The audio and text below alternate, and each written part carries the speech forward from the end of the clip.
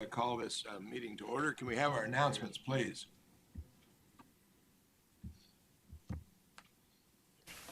Before we begin the agenda, the Wichita-Sedgwick County Metropolitan Area Planning Commission and the Wichita-Sedgwick County Board of Zoning Appeals would like to take this opportunity to welcome everyone to this public hearing. Copies of the agenda for today's meeting, the public hearing procedure, and Planning Department staff reports on all agenda items are available in the lobby of this conference room. The Planning Commission's and the BZA's bylaws limit the applicant on a zoning, subdivision, or variance application and his or her representative to a total of 10 minutes of speaking time at the start of the hearing on that item, plus up to 2 minutes at the conclusion of that hearing. All other persons wishing to speak on agenda items are limited to 3 minutes per person. However, if they feel that it is needed and justified, the chairman may extend these times by up to 2 minutes. All speakers are requested to state his or her name and address for the record when beginning to speak. When you are finished speaking, please write your name, address, and the case number on the sheet provided in the lobby. This will enable staff to notify you if there are any additional proceedings concerning that item. Please note that all written and visual materials you present to the Commission and the Board will be retained by the Secretary as part of the official record. If you are not speaking but you wish to be notified about future proceedings on a particular case, please sign in on that same sheet. The Planning Commission and the Board are interested in hearing the views of all persons who wish to express themselves on the agenda items. However, we ask that all speakers please be as concise as possible and avoid long repetitions of facts or opinions which have already been stated. For your information, the Wichita City Council has adopted a policy for all city zoning items. A copy of this policy is available in the lobby. The City Council relies on a written record of the Planning Commission hearings and does not conduct its own additional public hearings on these items. The decision of the BZA is final. Any appeal of a decision of the BZA is to district court. Thank you. Welcome, everyone, to the February 1st meeting of the Metropolitan Planning Commission and the Board of Zoning Appeals. If it's okay with the Commission, I would like to suggest that we do the BZA first, since on the January 18th, we deferred the item and brought it back date specific today. Do I see an objection? Seeing none, we will start with the BZA 2017 00058 case, and would have staff presentation by David Urett. Yes. Mr. Chairman, would you want to go through the MAPC agenda to take good care idea. of some of the... In case anybody wants to leave after that. And before we start the BZA meeting, let's turn to our agenda. Item 2-1, one-step final plat, 2018 quadruple 01. Anybody wish to hear that on the commission? Seeing none. Anyone in the audience wish to hear the one-step final plat for the University Gardens 3rd edition? See anybody's hand? Seeing none, we'll take that by consent. Item 2-2, subdivision case 2018 quadruple 02, one-step final plat for the Trinity Auto Service edition. Anybody in the commission wish to hear that one? Anyone in the audience wish to hear that case? Okay, we'll take that on consent. Do we have a motion? Moved. Second. Moved by Mr. Green, second by Ms. Miles. Any discussion? Seeing none, all in favor? Aye. Aye. And then I have one other consent item I'd like to take at this time. Case number 10. It's a motion to set public hearing for the Delano Neighborhood Plan. Anybody? Mr. Chairman, you might just go through all of them and see if there's any others. Okay, let me take this one first, Okay. since shouldn't be any problem with this one. We need to state that, with what the date of it is, so. Move that we take the recommended action to have the meeting on March 8th. Second. Do we have a second from Mr. Green? Mr. Klausmeyer, any discussion? Seeing none, we'll set that for a public hearing on March 8th? Okay, thank you. All in favor? Aye. Opposed? Okay, let's go back to case number 4, which is CUP 2017-00050. Anybody on the commission like to hear that? We will hear that one. Number 5, 2017-00042, conditional use of an auto sales and limited zoning, commercial zoning. Anybody wish to hear that one? In the backup, is that the one that's suggested to be denied? Yes. So I don't understand why the denial, I would like to better understand that, so I'd like to hear that You'd one. like to hear that one? Okay. Moving on, case number 6, number 2017-00043. Anybody on the commission wish to hear that one? Okay, anyone in the audience wish to hear 2017-00043? And then we'll take that by consent. Okay, case number 7, 2017-00045, city conditional use for a 75-foot tall wireless communication facility. Anybody in the commission wish to hear that one? Anyone in the audience would like to hear that? Can I see a hand if anybody wants? Okay, we'll take that by consent. Number 8, case number 2017-00046, also a conditional use for a 75-foot wireless communication facility. I have a staff question on that item. A, That's what just hear. I think we just ought to hear it. we'll hear that one. Number 9, zoning case 2017-00058 and a CUP 2017-00056. Anybody in the commission wish to hear that one? So we'll hear that one. So we have 2 by consent, 6 and 7. Move to approve items 6 and 7. Second. Moved by Mr. Warren, seconded by Mr. Bill Johnson. Any discussion? Seeing none, all in favor? Aye. Opposed? Okay. All right, now we'll go back to the Board of Zoning Appeals agenda. We have one item, BZA 2017-00058, which is deferred from the January 18th meeting. And Mr. Miller, are you presenting that? Yes. Thank you.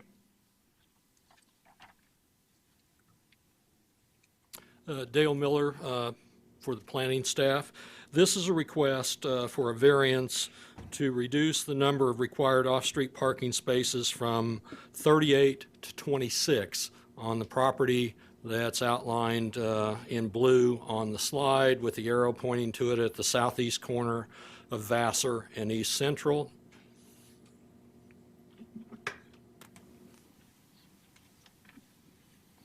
This is an older aerial, shows it when it was vacant as a unused parking lot. If you go by now, and you'll see with the slides, there's a building under construction on this location. To the west is a bank. To the north, across Central, there's an apartment complex, and then there's some office buildings and some more apartments or residents of some sort that appear to support things going on at Wesley Hospital, which is over here. To the east is a dental office, and then further down on the east side are single-family homes that all front Clifton Avenue. And then to the south are more single-family homes that front Vassar. This is the current site plan that is submitted as part of their building plan package. It shows the improvements to the median on Central. It also shows the proposed retail building on the southern portion of the building. There's an access point to Central, and then two to Vassar on the west side. The parking spaces are shown on the site, and then they have obtained 5 additional spaces from the bank, from Entrust Bank, across Vassar to the west. This is the building under construction. I think these photos are possibly 2 weeks old. This is looking at the apartment project to the north across East Central. Another shot of the same apartment complex looking east on Central. These are the homes that front Clifton to the east. The dentist office is here, a little hard to see right now. There's a better shot of the dental office. And this is looking from the dental office west, what I believe to be our employee parking back at the subject site.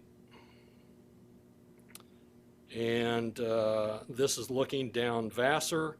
You can see here there is a no parking sign which is goes all the way from Central to 3rd Street on the west side of Vassar.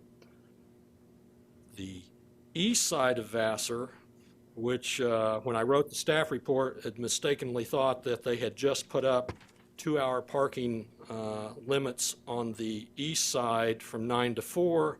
However, in talking with the traffic engineer, he showed me Google Earth's Google Street views from 2007 and 2012, I believe, that showed 2-hour parking limits. So as many times as I was out there looking at it, apparently I never read the signs on the east side well enough to know. That's looking west at the bank, and the spaces that would be right in here, the 5 spaces that they've obtained from the bank. The drive approach is here, and northwest back towards Wesley. This was the original site plan, and I'm not going to go through all these because I think there are 5 or 6 different site plans.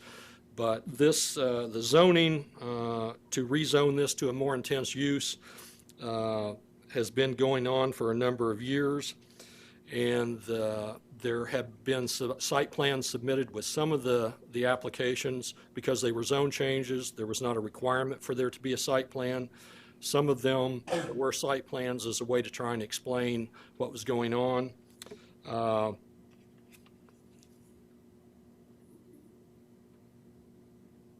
One of the issues that happened was, as you can see here from this original site plan, they had planned to close this existing driveway and utilize a joint driveway between the dental property to the east and the proposed new building. And in fact, one of the conditions was that they had to get a joint access agreement to allow for this to happen from the original application. However, as this progressed, the traffic engineer indicated that this location here is too close to the median and to the traffic signal that controls the left turn going further north, and required them to leave the Central Avenue driveway open, which cost them at least 3 spaces on site.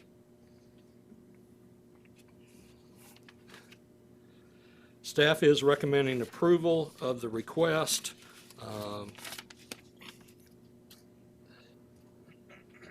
This is the last vacant, undeveloped property in the segment between Hillside and Oliver.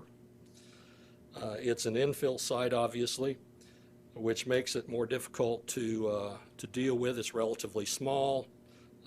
Given its location, it's on East Central, which carries over 18,000 vehicle trips a day just to the east. I forgot to look at the total, but just going east, there are 18,016 vehicles on an average day on that portion of East Central. Vassar is a local residential street, and as the neighbors have indicated in previous conversations, because it is a local street and there is parking on one side of the street, that it's sometimes difficult to get through, and they're concerned that this particular activity will congest Vassar more than it already is.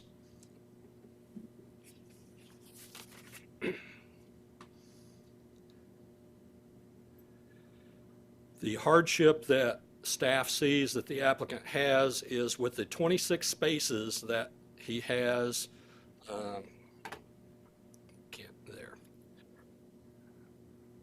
21 of them are for his use.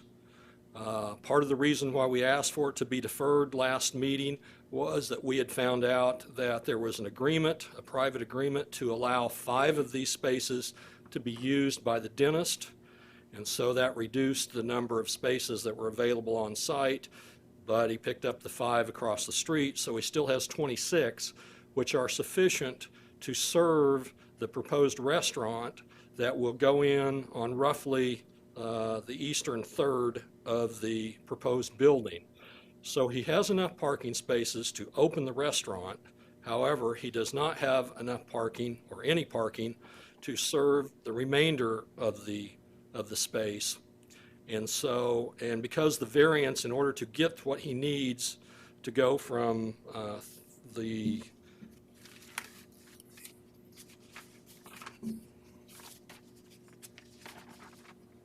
(38 spaces to 26), that's a 32% reduction, which is more than staff can grant by an administrative adjustment. And so that's why he is required to file the variance, because staff can't address this administratively. And so we're here at the board to have you consider this application. Staff feels that it's in the public interest of the community to approve this request. Like I said, it's the last vacant lot in that mile segment, and denial of the request would result in increased pressure, potentially to obtain more land in the immediate area, which could potentially result in the demolition of residential structures, which staff doesn't believe is going to benefit the College Hill neighborhood any. In the spirit and intent, in the staff report, there are 2 variances that have been granted previously, one for a 50% reduction and another one for a 100% reduction for a pizza restaurant that was able to find parking across the street in a previous case. And so this reduction of 34% is not excessive, or 32% is not excessive compared to some of the others that have been granted. I believe the applicant is here and would be able to address specific questions. With that, turn it over to the board. Green. Yeah, Mr. Miller, on the, there are 5 parking spaces that are on the applicant's lot that are going to be used by the dentist office, is that correct? That agreement? Yes. What prompted that agreement? Was it because of the cross-lot access that took away parking spaces? The original requirement, the original proposal when this case went through back in 2012 was that they were going to use that same driveway, which I'm having trouble getting this thing to work. There. They were going to use the driveway that is on the dental property to the east and come in then swoop around, and then go back out.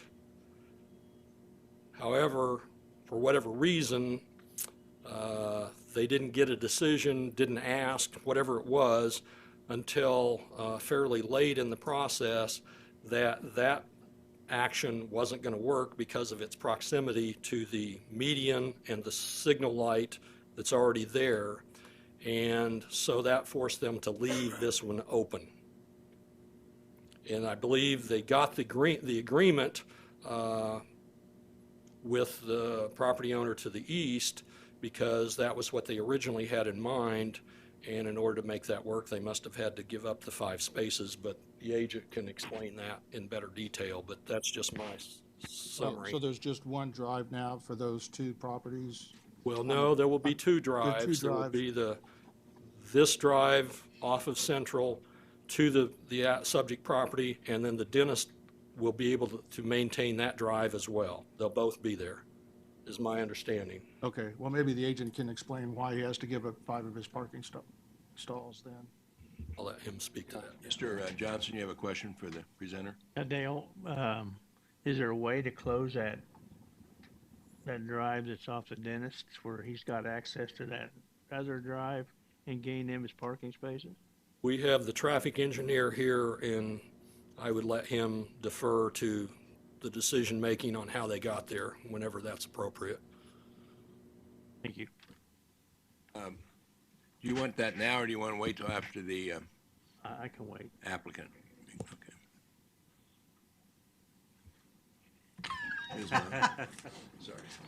So, I'm curious, even though the may be agreements in a place currently for parking at other buildings, what happens if in the future those buildings are sold to somebody else and those parking agreements are no longer in place?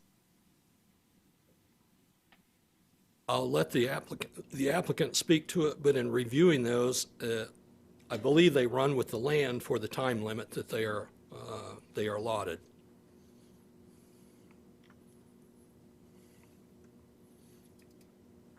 Mr. Foster first, and then Mr. Daly.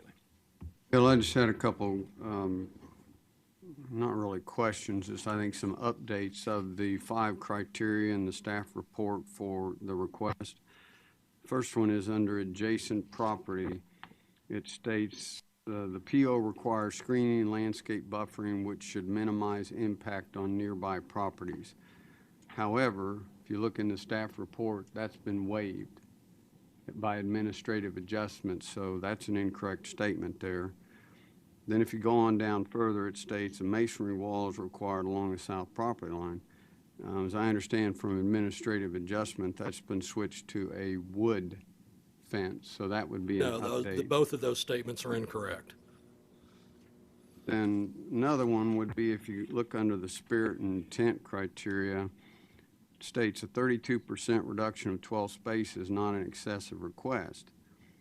If you do the math on all those administrative adjustments to parking, the range is 13.4% to 24.7%. So I would not agree that the 12 spaces, I think it is an excessive request because that does not meet these administrative adjustments given.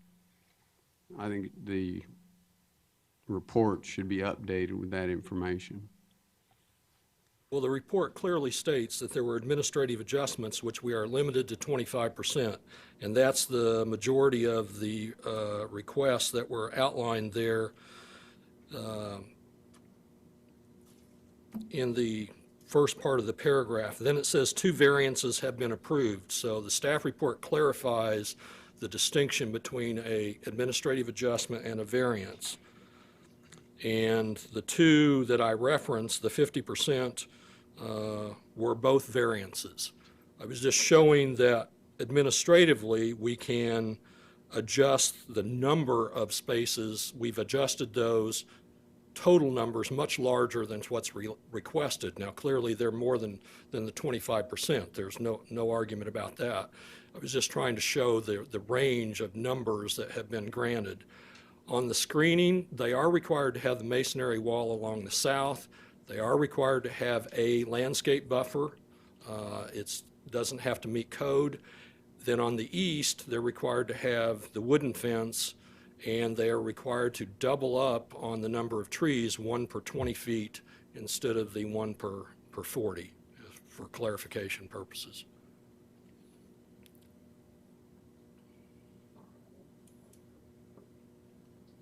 You mentioned that the 26 is okay for the restaurant, but is there anything in this that if they do have occupants come into the rest of the building, they have to acquire other spaces, or we're just giving them carte blanche of, that's it?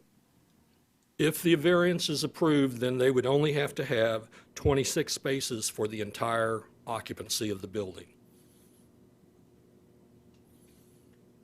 And 21 of them would be required to be on site. Any other questions for the presenter? Okay, thank you, Dale. Would the agent or applicant come forward? And they have,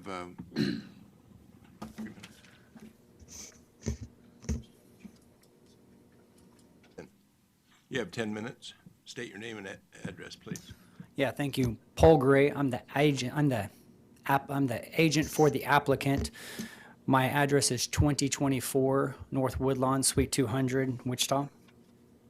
I'm here representing the applicant for this project, and I would like to thank you for the consideration of our request. As you all know, we've been before this board for an item as it related to the original zoning and CUP and protective overlay. So some of you are familiar with this project, and we have a glut of information that we're happy to provide you. So I'm more than happy to answer a lot of questions that may be specifically pointed to things that are of interest.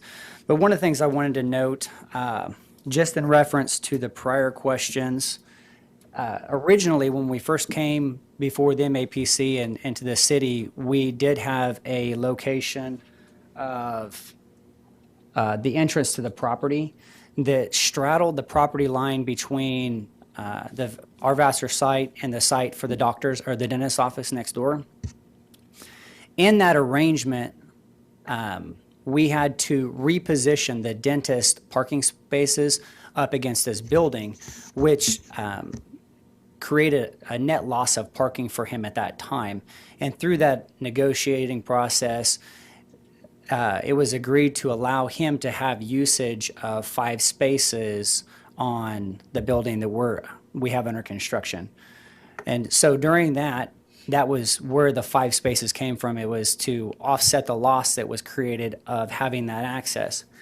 But during the process of actual final design and permitting, at the suggestion of somebody on the MAPC, was requested that we try to figure out how to use access on Central that takes advantage of the light, and that was something that the city engineering department agreed with. So through that turn of events, it changed our need from moving the entrance onto Central at the shared point between the two properties and moved it further east so that it could take advantage of the signalization.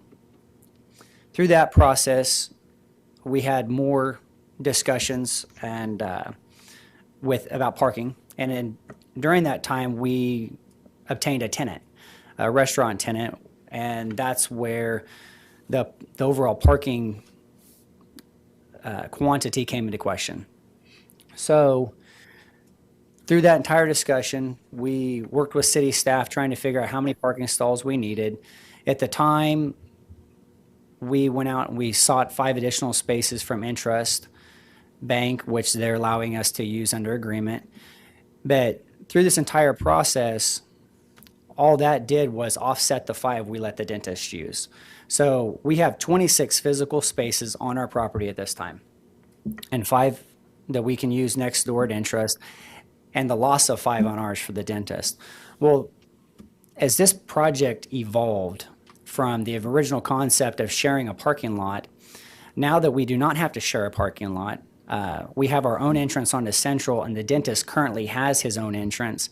We've gone back to the dentist and talked about, is there really a need anymore to combine the 2 parking lots?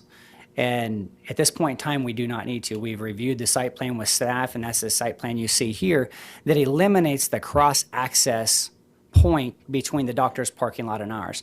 The doctor never really wanted to have to split a parking lot and a drive, but he tried to do so out of being a good neighbor.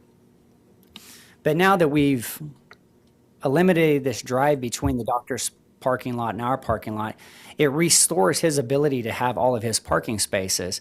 And we are currently in the process of trying to unwind that agreement that has 5 spaces of ours dedicated to the doctor. That is a legal process that'll take a little bit of a time because it was a filed document with the county court, but we are trying to unwind that so we can actually have our 5 spaces back. Mr. Green? So then that would give you a total of 31 spaces because you'll maintain the Yes. 5 over at Intrust? Yes. And is there a possibility of getting more from Intrust? Have you pursued that if it's needed?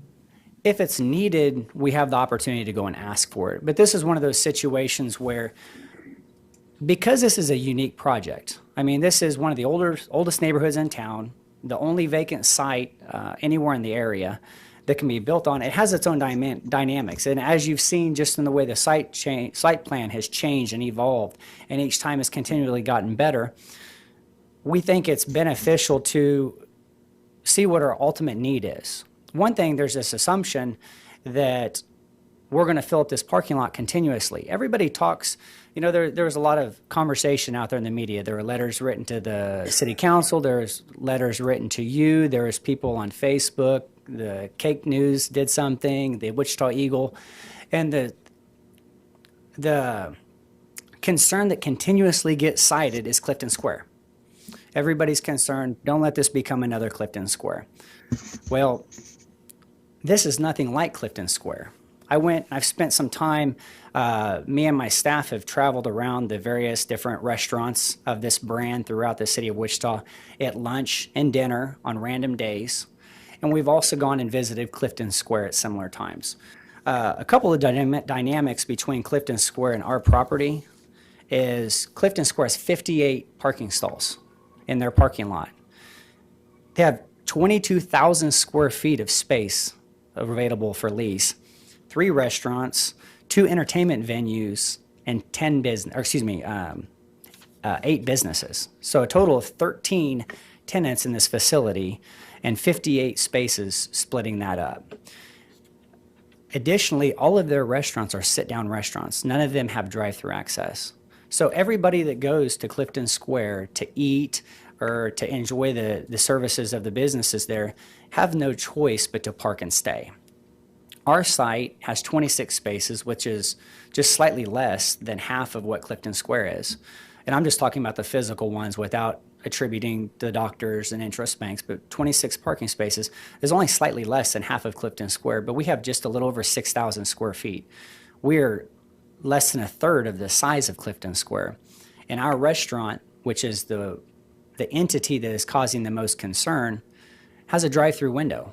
And that drive-through window bleeds off 40 to 50% of the restaurant's business that you don't have at a sit-down restaurant. So while I understand the neighbors' concerns of this, not wanting this to be a Clifton Square, with that said, everybody loves Clifton Square. I mean, it's part of what makes College Hill what College Hill is. But I can understand the neighbors' concerns who have a hard time parking in their driveways and driving up and down the street. But I don't believe it's a fair comparison. I think our traffic will be considerably less than what they see there. I know that I'm probably approaching my time, but if I'm answering questions from the Wait board, just a let's second. extend. Point of order here. I see the clock is running, but I think most of that comment was answering a question by Mr. Green, which I don't think should count towards your presentation time. Thank you. May I resume? I would say you have 5 minutes left. Thank you.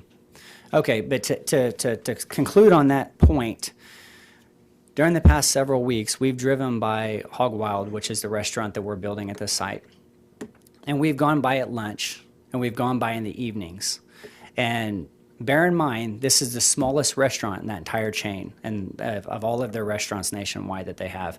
So the number of seats we have in the restaurant is less than any of the other restaurants we went to. Our average usage during lunch and evenings And lunch has more traffic than the evenings. There's between 8 and 10 cars attributed to patrons of the restaurant on average, 6 cars to 8 cars for the staff, and then 2 cars for catering. So the most we've encountered in all of our studies are 20 cars at any one of these hog wiles, and that's over 5-day spreads on random days for the past 3 weeks. We started this before we had our original BZA hearing. And during those same times, we drive by Clifton Square to check it out, and Clifton Square is completely full. So I don't want somebody considering, well, it was cold that day. Well, it was cold that day, and Clifton Square was completely full. So we try to encounter that. So what we're contending is we have 26 spaces available to us today. When we unwind our agreement with the doctor, we will have 31 spaces available to us. Our belief is the restaurant will not take anywhere near that capacity, and there will be sufficient cars for the businesses that we will have in the remaining portion of the building.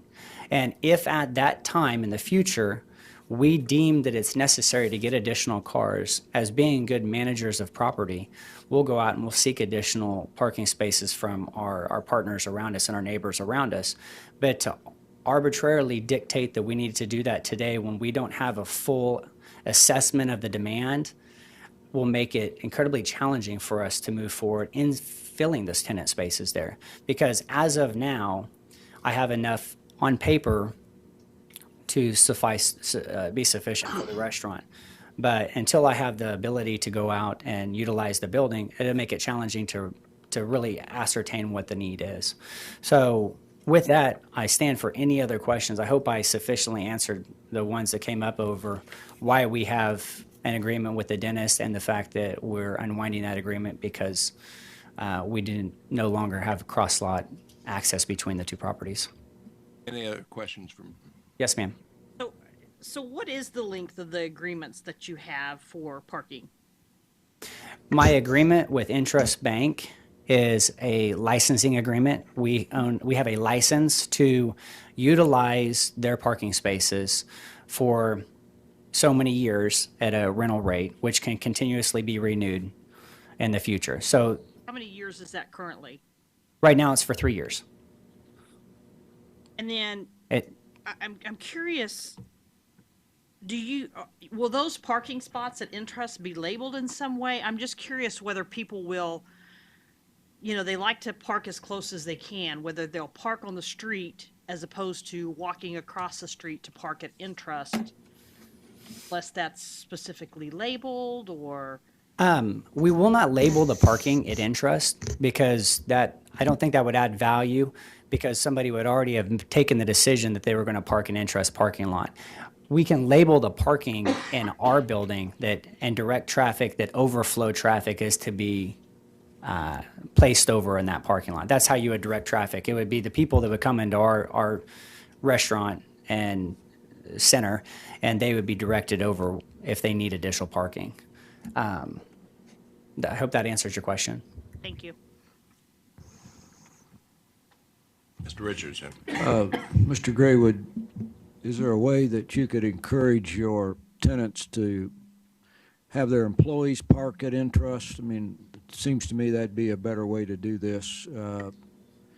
However, having them leave in the middle of the shift and move their cars may not be, because the Intrust parking is only available after hours for Intrust. And so I'm not, but it looks to me like employee parking would work better if you could. Is that what you have in mind, really? Well, from our analysis of other facilities and talking to the owners of the restaurant, we don't believe there's going to be excessive demand on the parking lot at all. We don't believe that we're going to be exceeding the parking stalls we already have. So that's why we're here today, is we're trying to guess at what the future scenario looks like. And our contention and that of the staff is that in infill projects around the community, it's not unusual to have parking reductions. All of downtown, for instance, the downtown core of Wichita doesn't even have parking requirements. Everybody's expected to park on off-site parking and in streets. This is not downtown, and we do not want everybody parking on the streets. But because it is an infill project and an older community, we're trying to adhere as closely as we can to the requirements, but at the same time, recognize that those requirements are not always completely accurate. I'll give you an example. At 21st and Webb Road, we're developing some property in Tallgrass, and the adjacent project right next to us, and this is out in, I guess you can call it infill today, but it was the suburbs. There's a 50% parking reduction on the properties at 21st and Webb Road. And so that it's not completely unusual to have a variance that analyzes the peaks and ebbs and flows of the demand on the different types of businesses in an area and how that affects the parking structure and what the real parking needs are. So whether it ultimately becomes employees that park across the street, at this time we are of the opinion that we don't think we'll fill the parking lot completely, because just based off of car counts and other parking or other malls. And for analysis, we've used the Hog Wow restaurant at West Street, K96 in Woodlawn, and Harry and Rock Road.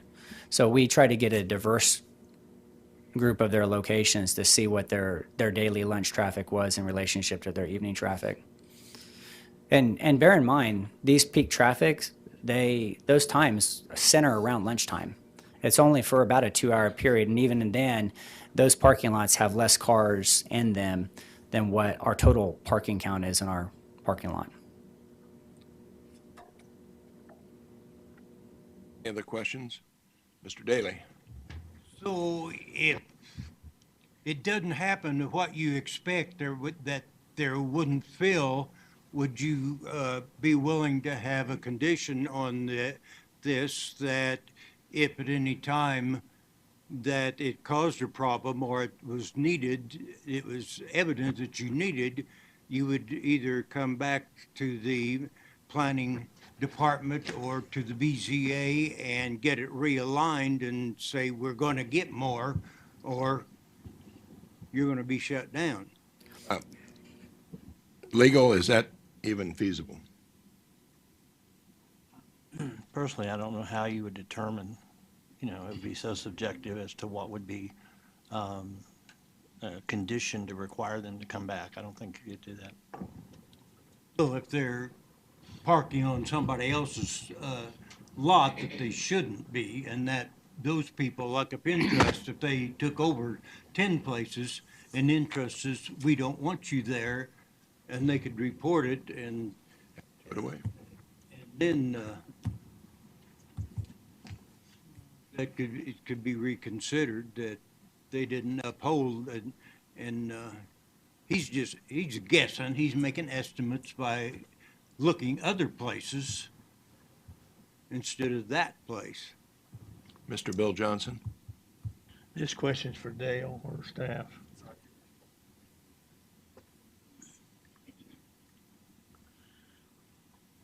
Dale, if the applicant goes back and gets the 5 spaces back from the dentist, that'll give him 31 spaces, then this could be administrative adjustment versus, That's correct, yes. right? Okay, I just need to know that. Thank you. Klosmeyer? Paul?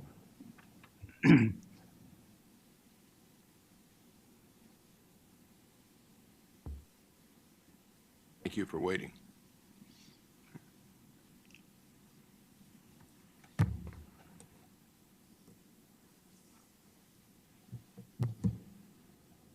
Paul, I was curious to how did the dentist lose 5 parking spots? What caused that? The dentist did not lose a net 5 parking spots when we reconfigured the parking lot. He did lose some parking spaces. It was more out of, at the time, This was early in the spring when they were making this agreement with the dentist, and the dentist attorneys and the attorneys of the landowners were making this agreement.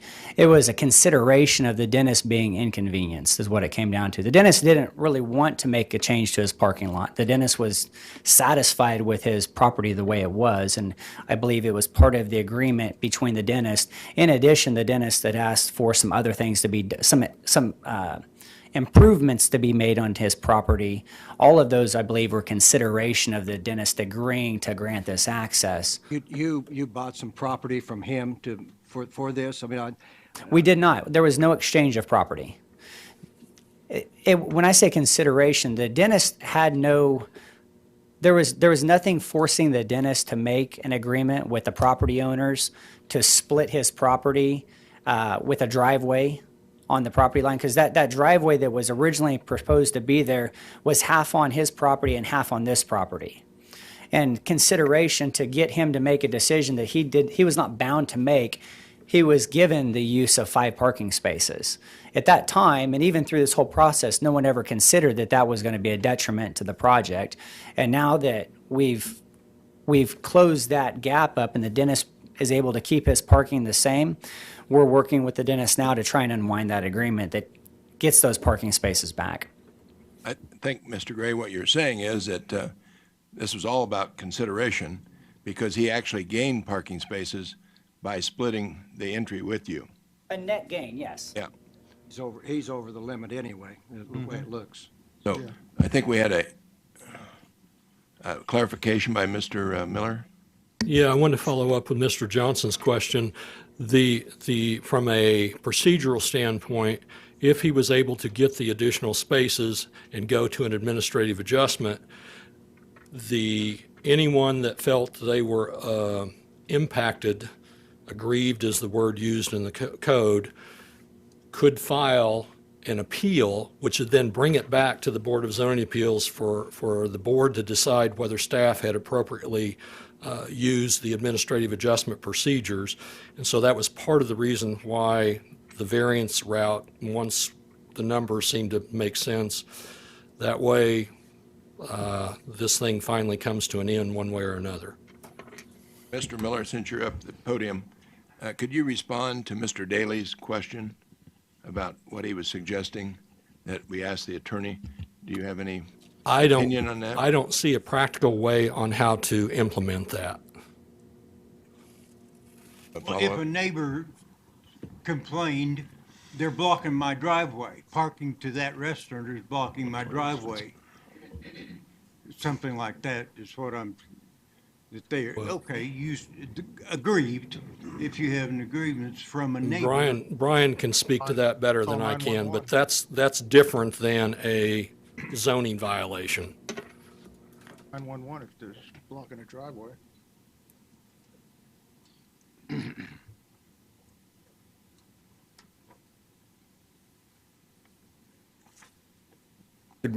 Good afternoon, Brian Kuhn. I'm the city traffic engineer for the city of Wichita. My address is 455 North Main.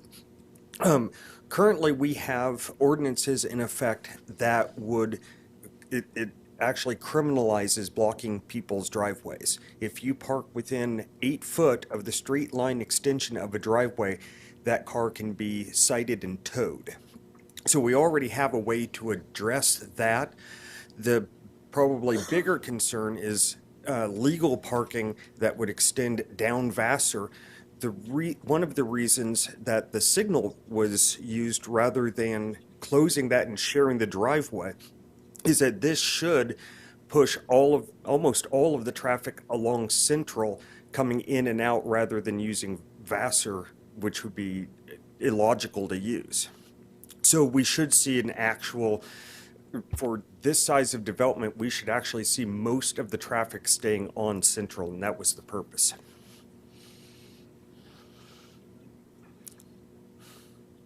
On the 8 feet, clear me up on that. 8 feet from what? 8 feet from the straight line extension of the driveway. So as you can imagine, right up on the board, right here, these are the straight lines, and then you send those up to Central, extend those, and then 8 feet beyond that in each direction. So Well, yeah. There we go. There may be an ordinance against that, and could be towed, but we know it isn't enforced. I can see that.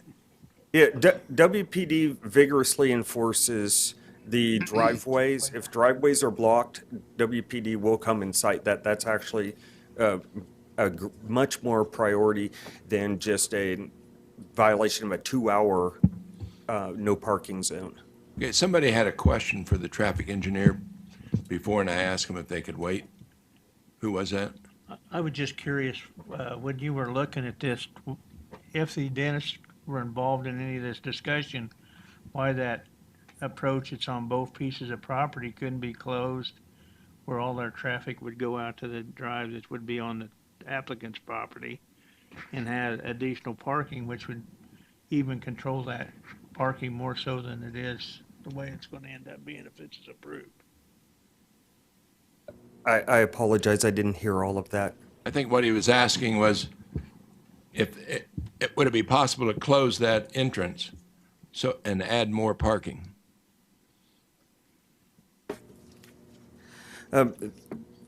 If you want to move to a joint approach. No, just closing the approach. That would probably be, and I have to consult with city law, but my understanding that would probably be a taking. What do you mean? And I mean, the reason I even ask it in the event that this applicant was dealing with the dentist, if that's something that could be agreed upon. The dentist property is not part of the application, and so it would be, I don't know how you could put a condition on the dental property saying, in order to make this site work, you have to close your driveway. And that would be a taking because he has the right. I think what Mr. Johnson was saying was it'd be a consideration that Mr. Gray could go back to the dentist and That's all it is. It's not that we're going to request that. I just wondered why that maybe wasn't looked at. The problem that we encounter right now with the dentist's office is their property line is along literally right at the north side of their building. So the current plan will actually take away a couple stalls here, maybe two, maybe one, bring this straight, and then have it come back up. So they're already going to lose a couple stalls here. They would be regained if we close that entrance. There'd be able to be one or maybe two more installed there, but there is just not enough room. And that also provides that address entry on, but we already have one. So I think it's actually doable to remove it. Just, it would be a relatively large inconvenience for the dentist, the orthodontist. I can answer that as well. Brian, before you leave there, so what you're saying is, I'm looking here at my Google Maps, and it looks like the dentist has at least 2, maybe 4 spaces that he's parking on city property?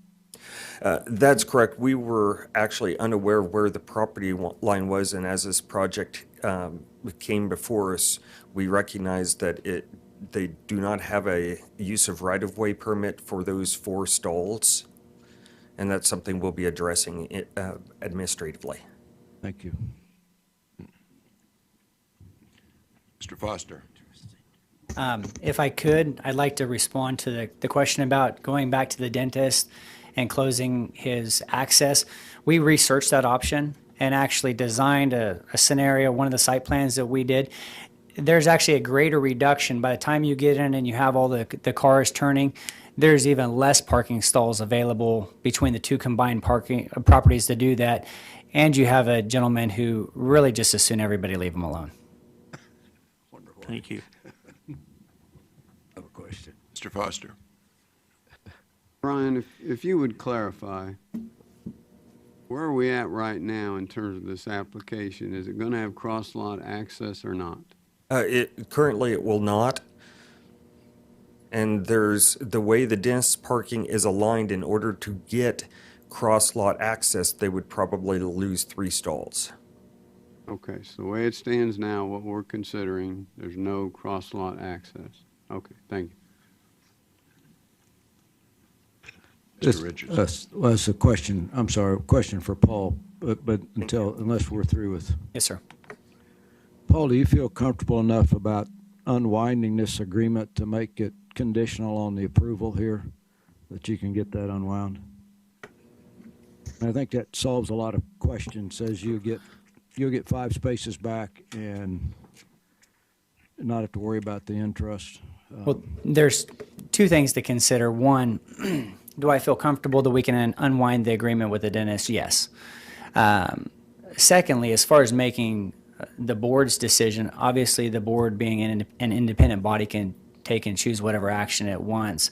But if I unwind the agreement with the dentist, there essentially is no need for board action, because that would move us from a 31% reduction to an 18% reduction that could be done administratively. So that's kind of why we're here asking for the board's approval for the 31, because at some point in time, if I unwind I'm not saying that this is our intention. If we were to unwind the dentist agreement, get us back to our original whole 21 or 26 physical parking spaces on our property, and we, at some point in time, deemed it unnecessary to continue to use interest banks parking because we did not have demand, that would trigger and force us at a later date to come back and either change an administrative adjustment or come back and change a BZA variance, because 31 spaces gives us an 18% reduction. If I lose interest banks, it moves me back to 26, which again then would put me back to needing a 31% adjustment. So if I made it contingent on that, there's multiple scenarios where in the future I could find myself in default of the agreement that the city or MAPC or whichever the body is that provides me in one route or the other. So we're trying to make sure we don't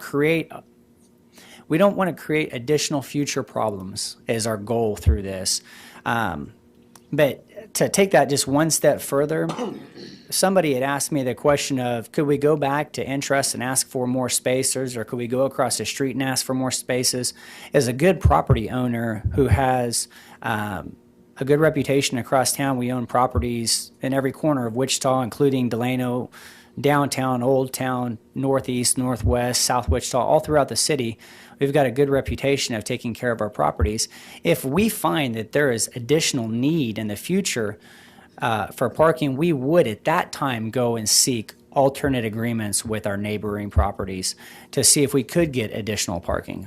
But I don't want to arbitrarily do that, and that's why I'm trying to ask for the proper channels, because I could have asked for interest to give us 10 more spaces and gone the administrative adjustment route at this time, but I thought it was better to get the board's input and influence in this decision.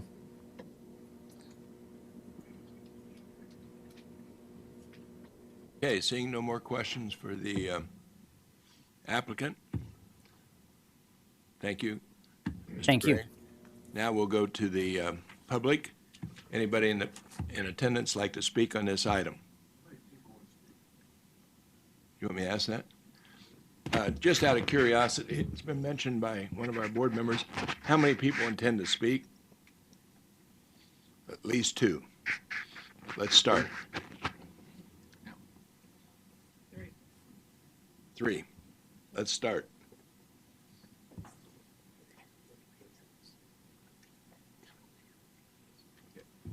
Please state your name and address, and you have 3 minutes. Yes, sir.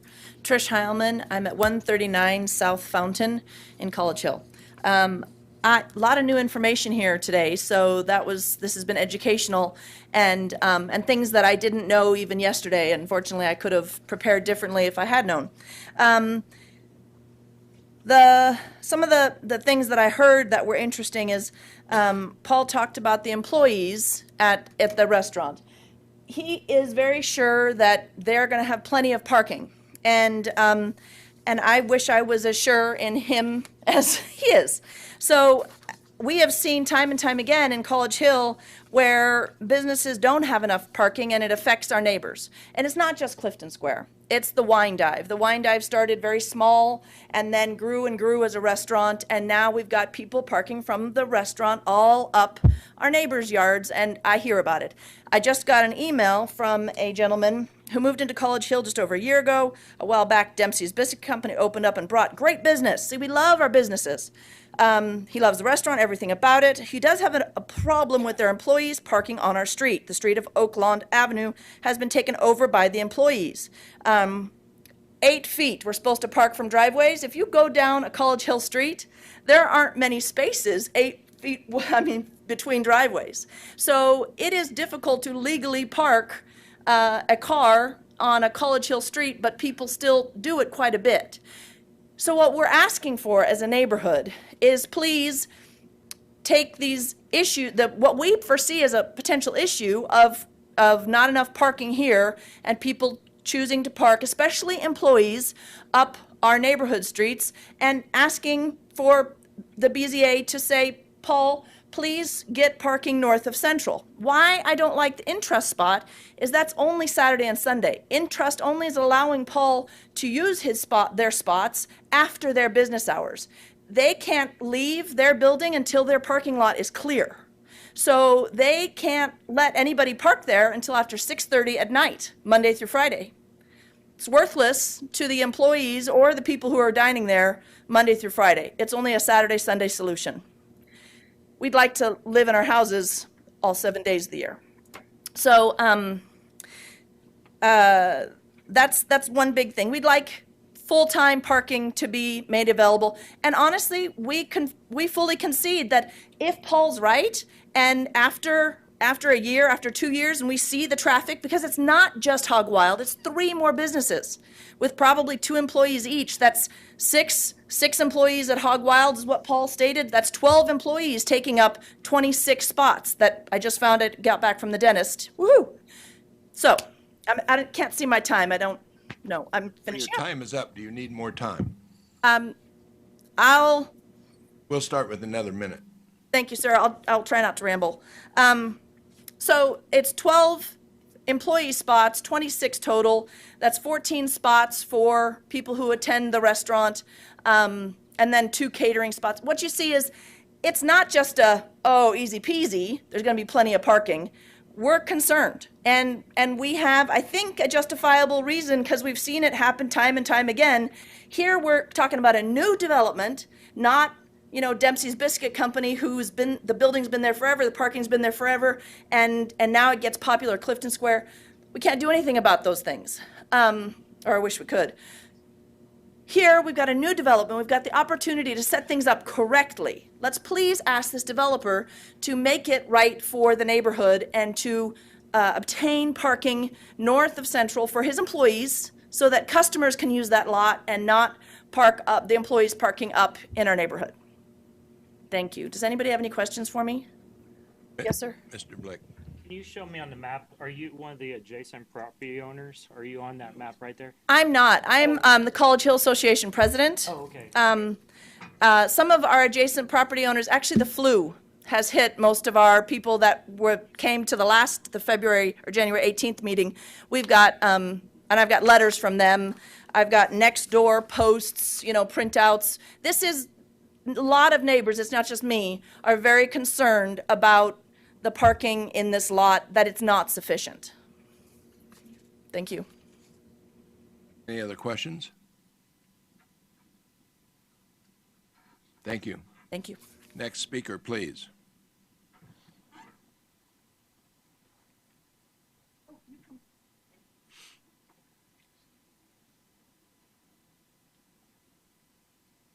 Hi, good afternoon. Monica Sissel. My address is 352 North Vassar Street. I live on the corner of 3rd and Vassar. So we already get traffic from people coming down 3rd Street to go to Walgreens and Panera, which we love Walgreens and Panera there, but traffic is a real issue in that neighborhood. Despite the small, narrow street, brick streets. Most of our homes on that street has single car garages. And so for those of us who have teenagers that drive or more than one adult in the home, most of us do park our cars on the street. So that's hindering the drive-through on Vassar. When two cars come down the road, it's also going to be problematic if we do have additional parking that is down toward Central on Vassar. And ma'am, I appreciate your suggestion of encouraging the employees to park in the interest lot, because one of the problems with that option is that on Vassar Street, you can only turn right onto Central. So if someone does want to go to the restaurant, which is in this development, they will have already passed Vassar Street and passed Interest. So if they see, once they pull in the drive on Central, that there's no parking in that lot, they actually have to leave the lot, go around the block, which you know where they're going to go. They're going to drive on Clifton. They're going to come down 3rd Street. They're going to come back out on Route 10 and then have to go into that interest lot if they see that there is space in the lot or know that there's space in that lot. So that will increase some of the traffic on those narrow and already congested streets. That was my main point I wanted to make. And I do think that the lot at Interest, people will not likely park there unless possibly employees use it, because they do have to cross the street, cross the grass, cross the sidewalk, cross the street to get to the lot. We know we all like our conveniences, and that is not convenient. So employees would be an excellent suggestion. However, it doesn't sound like that's a great option because of the time, the day requirements. Mr. Blick. You're on this map also. Do you know Yes. where are you located at? Please use the mouse. Okay, let me see here.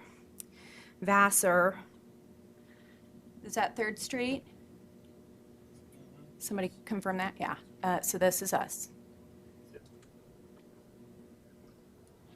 Like to see a business, but you're just more concerned about the parking?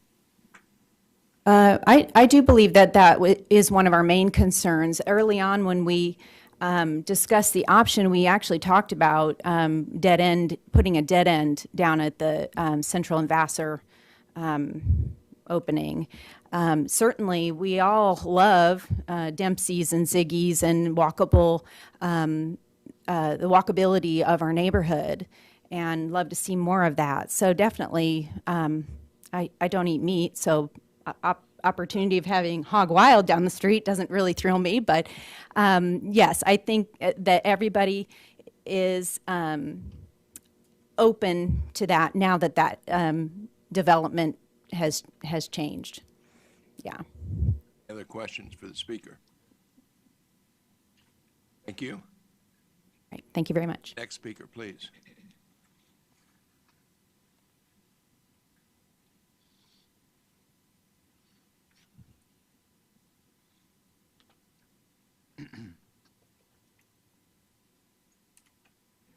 Mr. Chairman, I'm Maxine Bostic, and I represent Wichita Independent Neighborhood. My address is 4601 Vesta Drive, 67208.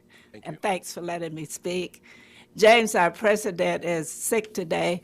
He sent me, and we are really concerned about businesses, but we are really, really concerned about the parking. And we do hope you consider the additional parking so the neighbors will be safer. So all of the parking that they are requesting after having studied it as a neighborhood, I live in a neighborhood, I've been a neighborhood president, and we pray that you consider that.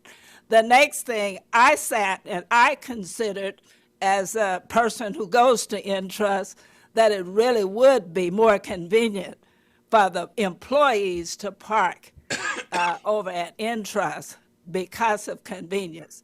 Because I do eat meat, and I love conveniences. Thank you, sir. Just a second. Any questions? Please wish Mr. Roseborough a speedy recovery. Thank you so much. I'll tell him. Anyone else that would like to speak? Yes.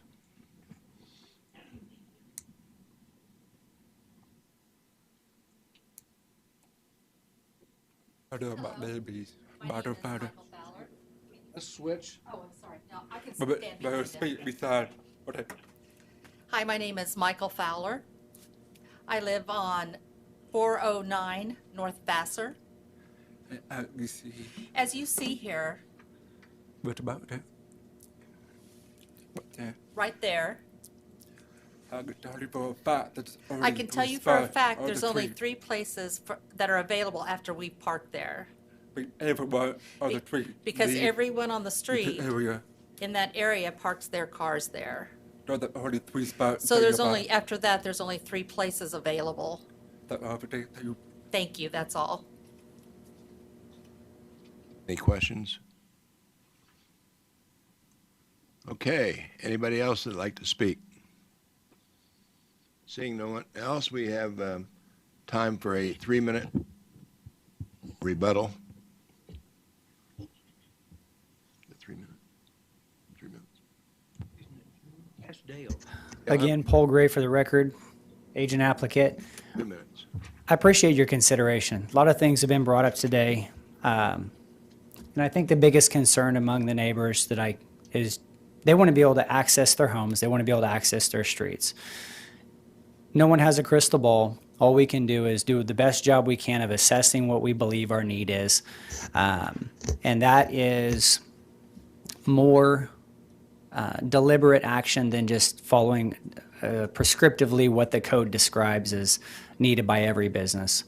The code, unfortunately, says minimum standards of parking, which may or may not be applicable to everybody. And we believe that our use will be less demand than what is cited by that code minimum.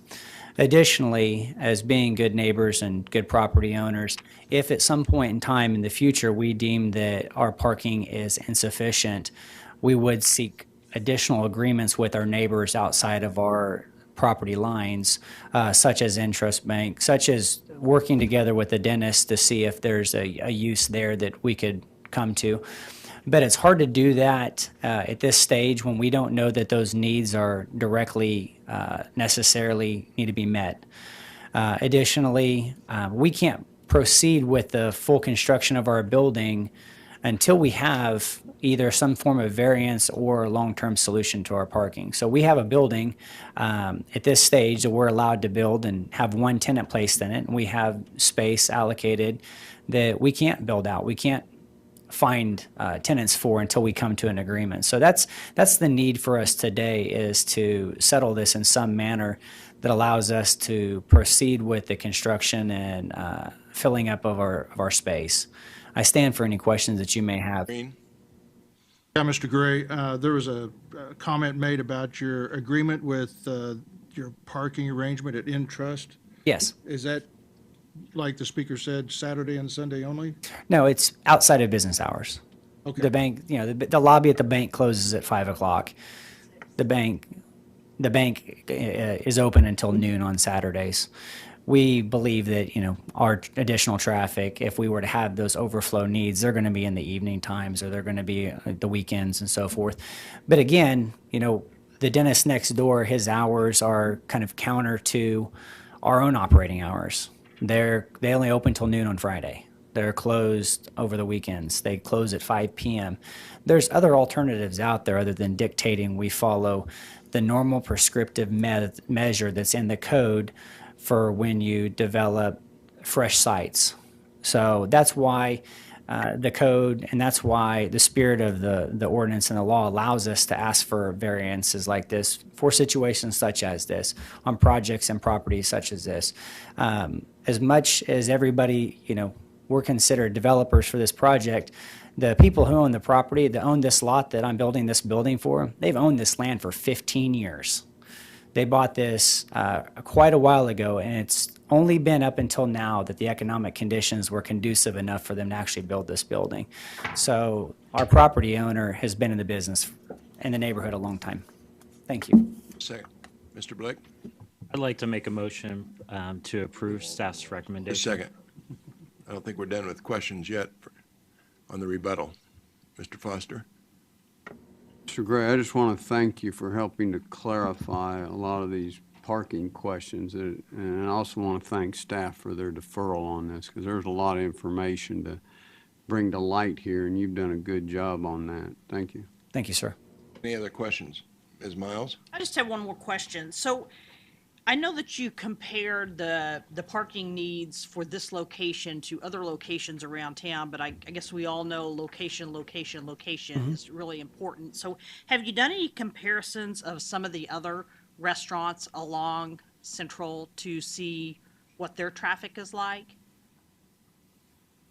Not officially. I tried to be very controlled in my assessment and study of what we did, but my office used to not be very far from here, and I frequented Panera a lot. And one of the things I hated about going to Panera is they didn't have a drive-through.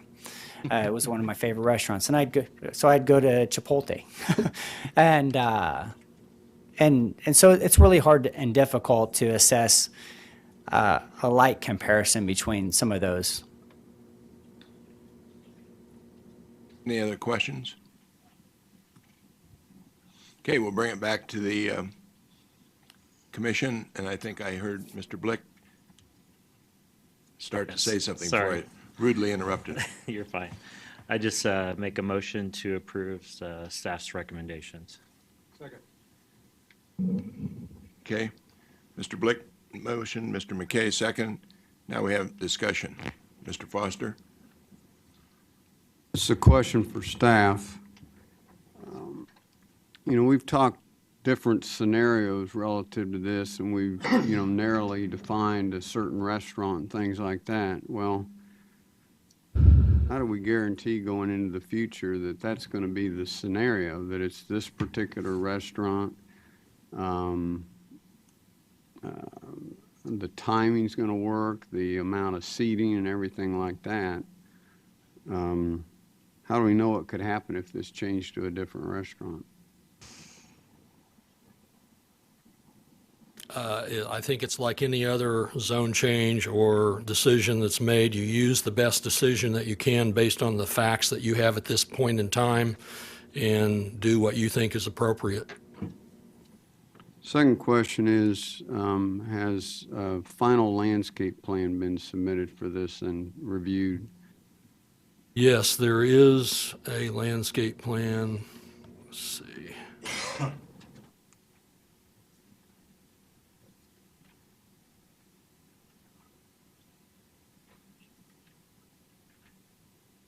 There it is.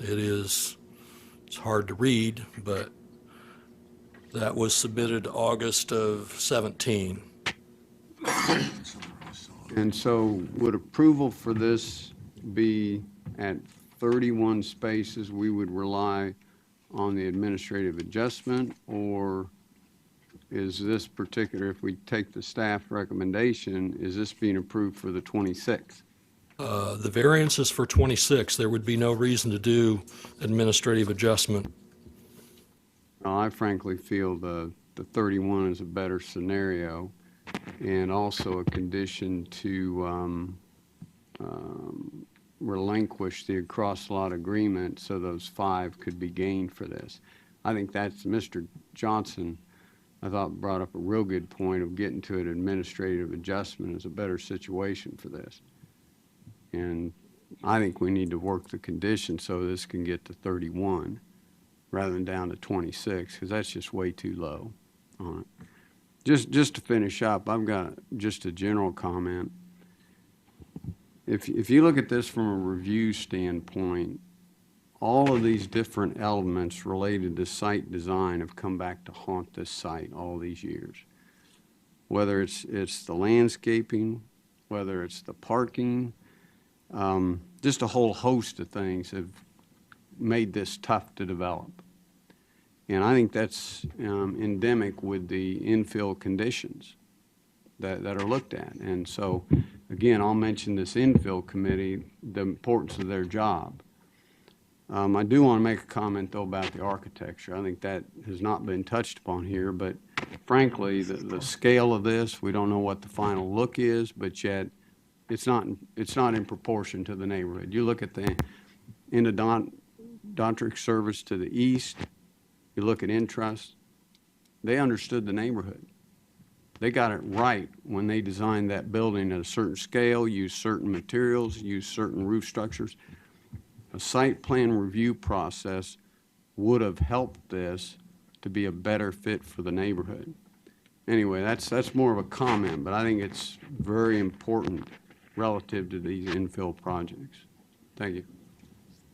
Mr. Bill Johnson.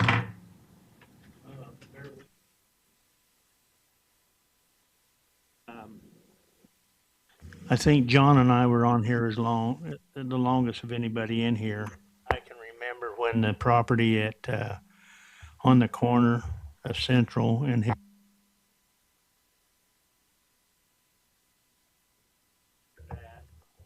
we went around and around, and there were several other properties in that area that I think we reviewed, and we heard the same comments. I'm glad to say when I drive down through Central in that area now, I'm very proud of what I see, and it worked out. Is it perfect? No, there isn't such a thing. And yeah, we can put all kinds of restrictions, and being in the construction business, I had the privilege of building a facility in downtown city of Wichita, and at the time, part of the requirements on it was to match the existing residents.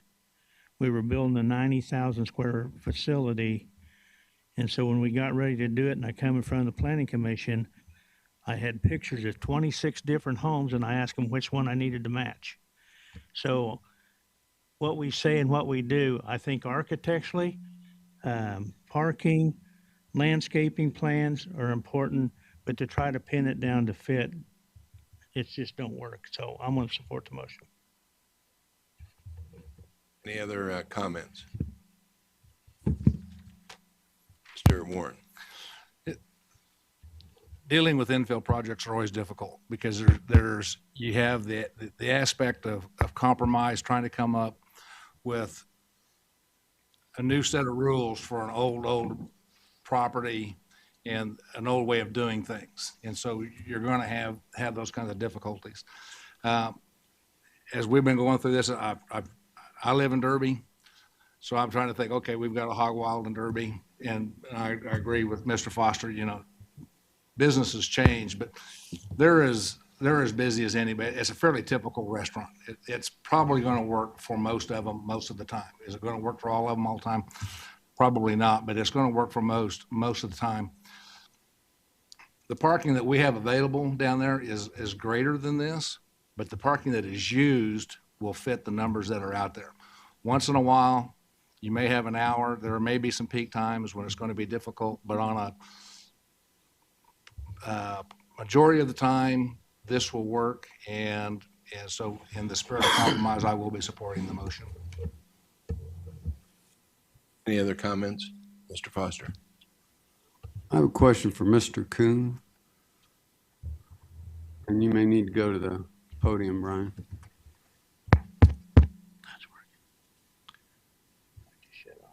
Just to understand the motion, I understand that we're at 26 on the parking space. Is that correct? If we approve this with what we're talking about right now, we're talking about 26 spaces. That's correct. Okay, but in my earlier question to you, it was if the cross-lot agreement is lost to the east, then this would allow this to go to 31. Is that correct? That's correct. Given that information, I'd offer a substitute motion that we make approval with the condition that the cross-lot agreement to the east would be lost, and that would up the quantity for parking to 31. Second. Thank you, Brian. We have a motion and a second for a substitute motion. Any discussion? Mr. Warren. I understand where Mr. Foster's going, and it would be my hope that the applicant would work towards getting that, because that makes the most sense for them. Obviously, the more parking, the better for the business. But I don't want to put a gun to their head and put a condition on them that now puts them, behind the eight ball, that they have no choice but to succumb to whatever requirements. I don't want to put the applicant in a position where he has to negotiate from a point of weakness. Mr. Dole. I would agree and just state that the applicant is coming in here today stating that he's probably going to work out an agreement for the full number of spots, and all we're talking about today is a contingency plan for him. So to put that condition on there, I would not vote in favor of that. Any other comments? I guess I would like to just make a comment. I'll probably support the original motion.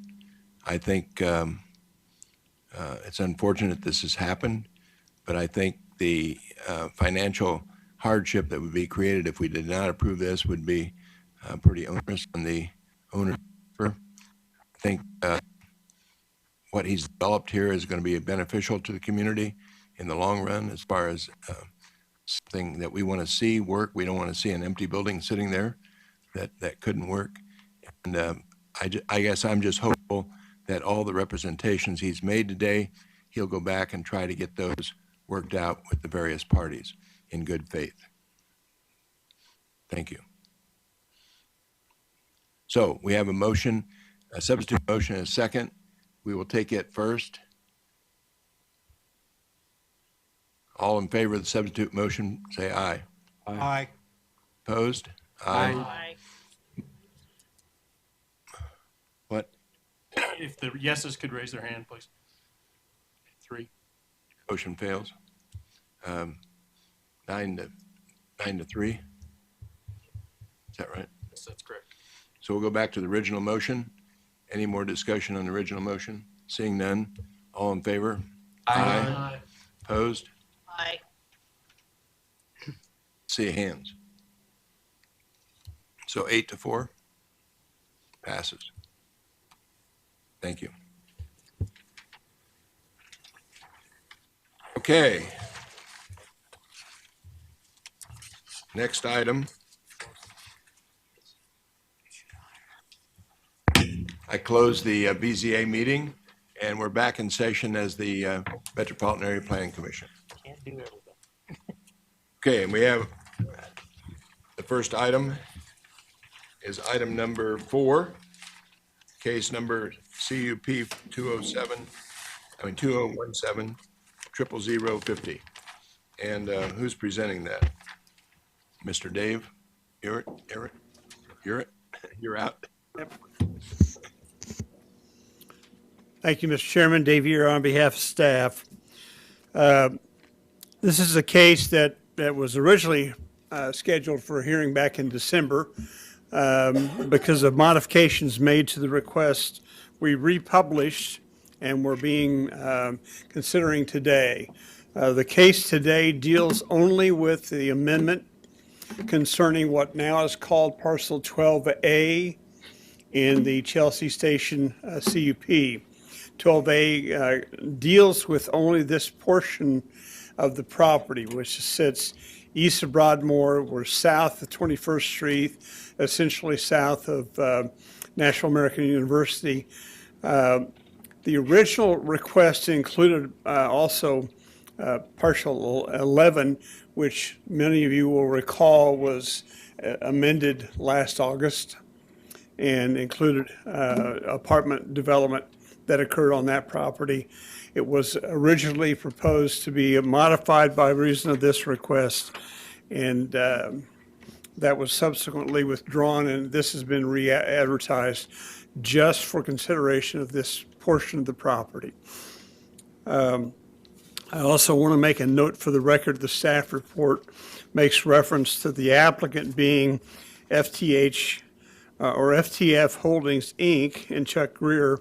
The agent is still Mr. Miller from K.E. Miller Engineering, but the actual owner of the property now is called Broadmoor Development Company, LLC. Sam Coriel is the applicant. This is the aerial photo showing the property in question. We're talking about the open field area that sits at this location south of 21st, and we're west of Broadmoor. Future land use plan shows this for new residential development as noted at the staff report. This is a large version of the entire CUP.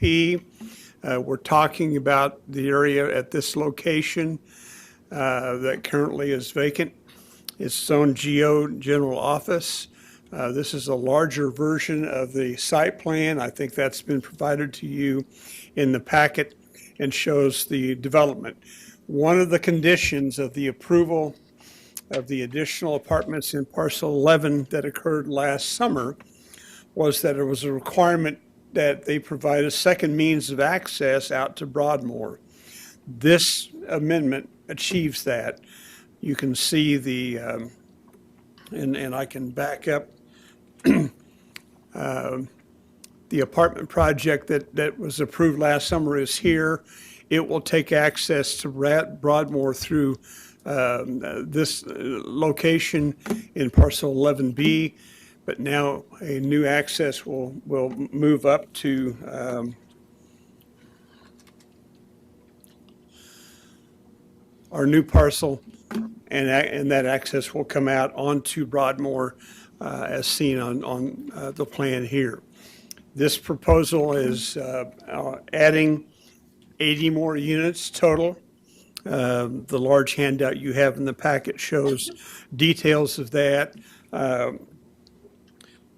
This would be all permitted under the geo zoning, and it's consistent with the overall plan. As we note in the staff report, we provided you a copy of, because there's been a lot of questions raised about the overall number of apartments being established within this development. When you take into account the underlying zoning on the bulk of the property, which is MF18, coupled with the permitted right to develop apartments in the GO and the LC zoning, as we noted in the staff report, if the entire operation had been developed total maximum numbers, there would have been over 6,000 dwelling units in this project. The CUP, coupled with other actions, have reduced that significantly. But even with the additional 80 units proposed here, we're still, staff believes, within the broader intent to where we'll be able to support the development as proposed. In short, the recommendation is to approve this amendment. This is some aerial photos showing we're looking east across Broadmoor. This is the property that's actually in N8B. That's the same shot. This is roughly on Broadmoor, and this is the location where the driveway would come out, the second drive access from the property come out to Broadmoor at this location. This is looking south along Broadmoor. You can see the edge of where I think this is the location where the drive will come out. This is the intersection of 21st and Broadmoor. That's looking east along 21st Street at Broadmoor.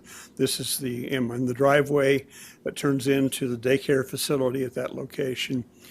This is looking back west along 21st Street. This is the parking lot on the north side of the daycare center at that location. The conditions of the approval are outlined within the application or within the staff report. Primarily, it will retain the requirement that a traffic study be done to identify the impact of all the apartments that are approved as a result of all the actions regarding this particular project. Includes all the apartments in parcel 11, what's now being added in parcel 12A, what's been approved within parcel 8A. And one of the requirements will be if the outcome of that analysis determines improvements need to be made, whether it is improvements to Broadmoor, improvements to Rock Hill, improvements at the intersection of Rock Hill and Rock Road, and/or improvements including signalization and other improvements at 21st and Broadmoor. Those all must be done before building permits can be issued for any construction activity. That's a consistent requirement that has been there with respect to all the previous recent amendments adding additional apartments to the project. As I noted, staff is recommending approval. We feel that this is consistent with the overall comprehensive plan and vision for what we wish to see within the community. This does fall within that the central established area of the city, and the approval is consistent with the plan. So I would be happy to answer any questions that you may have. Any questions for the presenter? Seeing none, agent or applicant?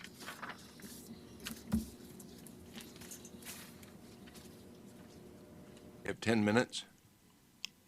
Kirk Miller, K.E. Miller Engineering, the agent on the project. We're in concurrence with the staff comments.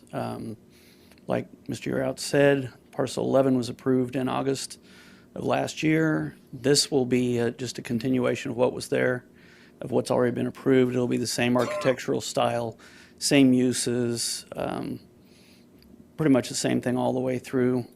This is further north than what was approved, so it's further away from the single-family residences to the south. And I'd be glad to answer any questions you might have. Go ahead and state your address. 117 East Lewis. Any questions? Who had a question on this before? Anybody? Okay, I think it was just the audience. Okay, thank you. Thank you. Now we'll go to the audience for comment. Who would like to be first?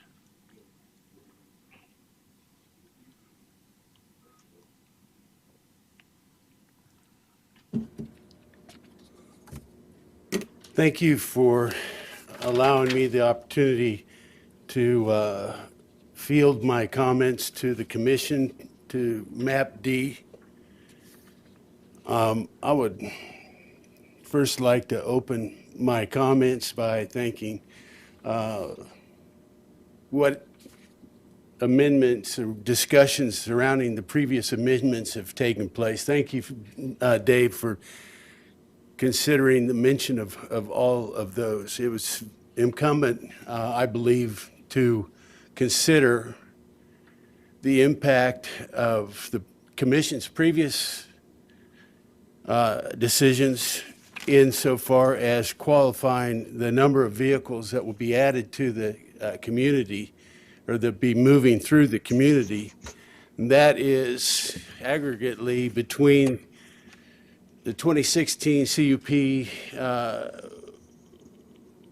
-22 and the last year's August 1st CUP 2017-24, which includes 303 units plus this additional 80 units vehicles. The resulting total of number of vehicles just in the number of parking lot spaces will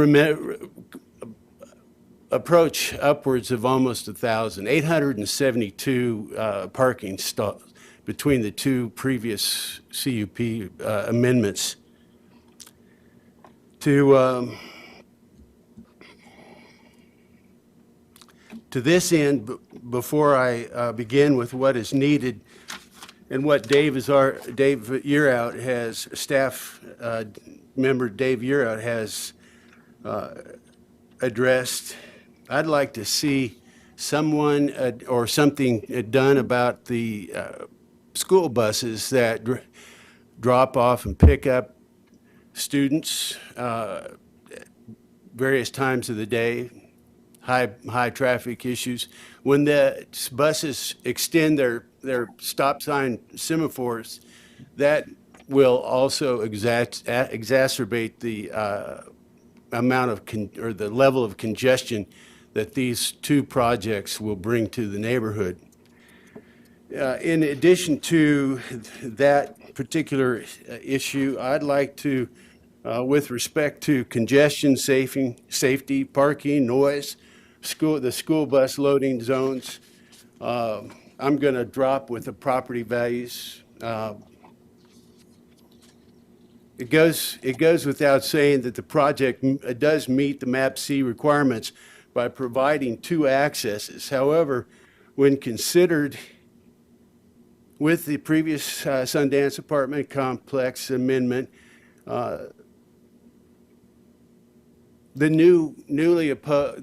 proposed Sundance access is located at a position that is directly opposite the current proposed, the last two proposed amendments. Your time's up, sir, but I will grant you an additional 1 minute. Thank you. If you state your name and address and show us where you reside. My fault. My name is William Landman. I live at 7114 East Chatto Street, which is generally located right there. Thank you. What I'm mentioning is that the 2016 amendment allows, or provides an access right here, which is generally right opposite the primary access for the CUP 2017-24, which provides 303 apartment units and upwards of 572 vehicles.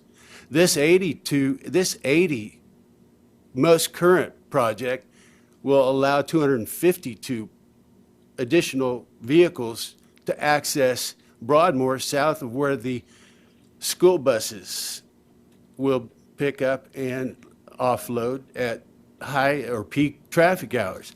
When they extend their signal, their stop signs, semaphores, it will shut down traffic in and out of the area.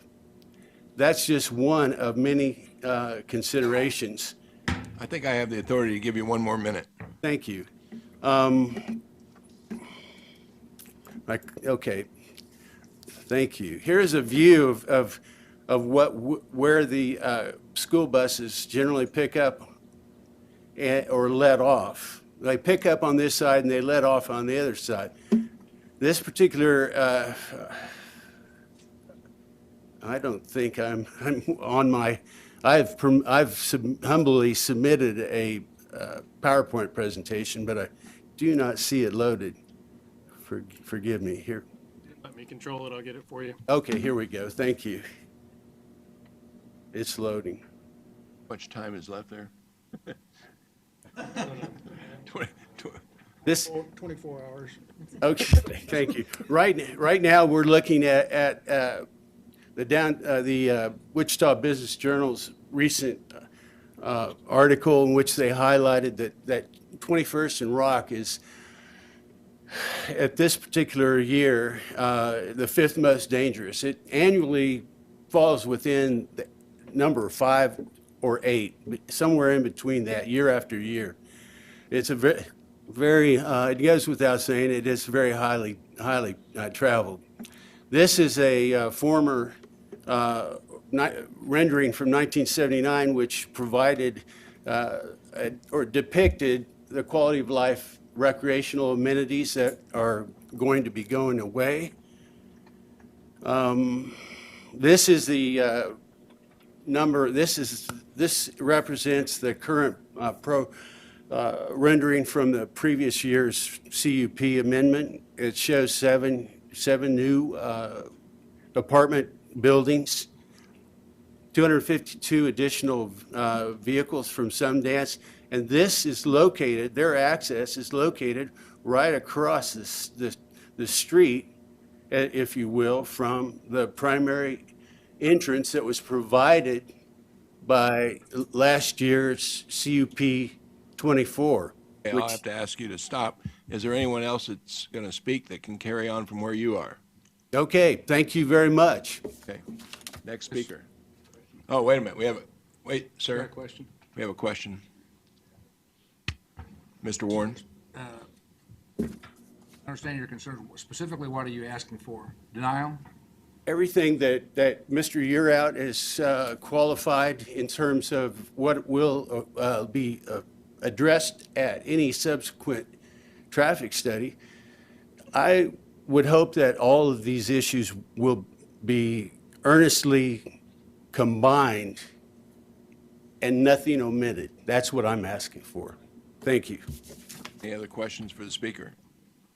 Seeing none, next speaker. You have, Can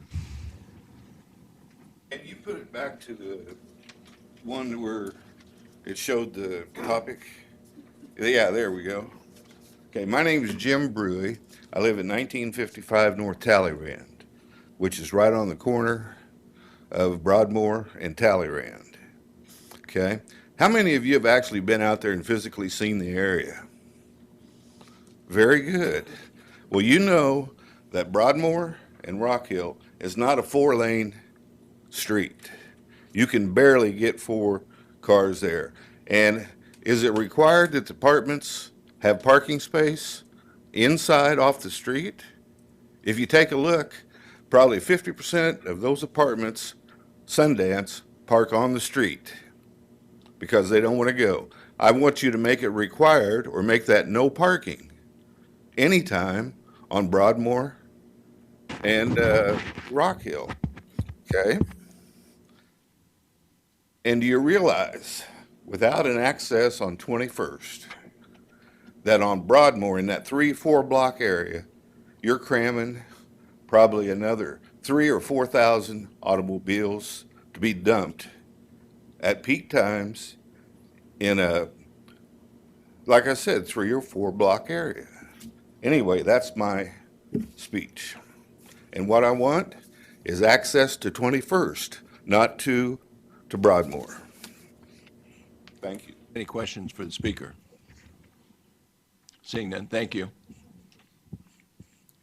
Next speaker, you have 3 minutes and state your name and address.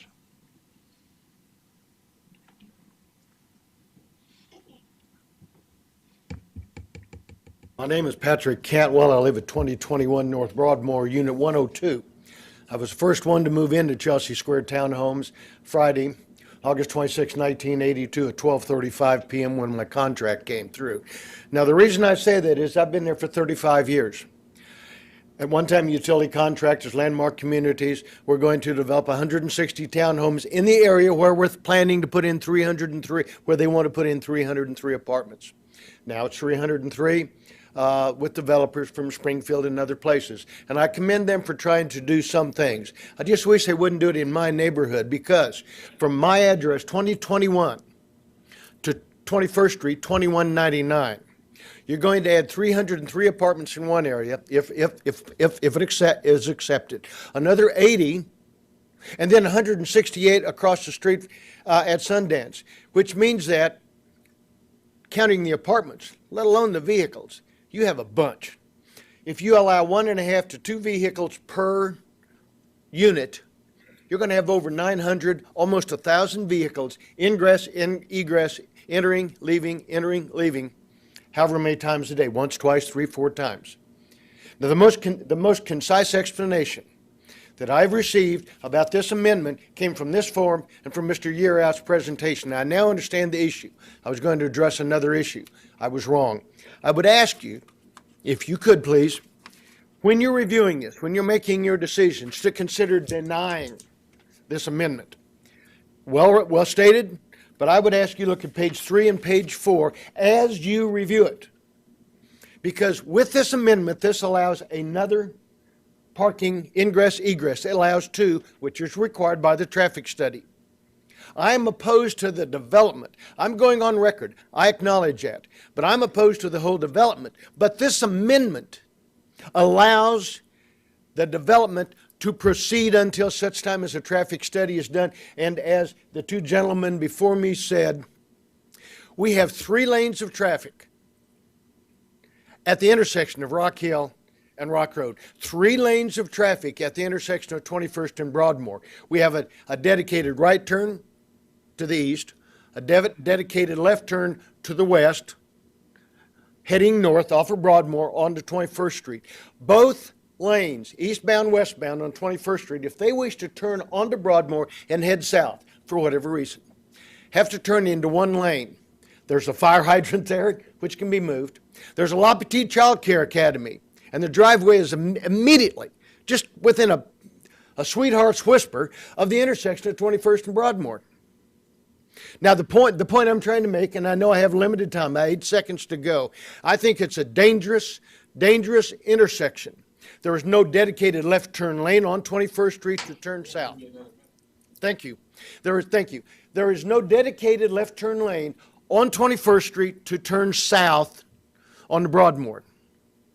If people do manage to turn left and right off of 21st Street, they're turning into an area where the buses commence on both sides of Broadmoor in the mornings and the afternoons, next to La Petite Child Care Academy, next to a dormitory for a Christian parochial school. And those 942 to 1,000 additional cars going back and forth on Broadmoor with 2 accesses, ingress and egress on Broadmoor, I think creates an unnecessary dangerous situation. In closing, what I would say is this.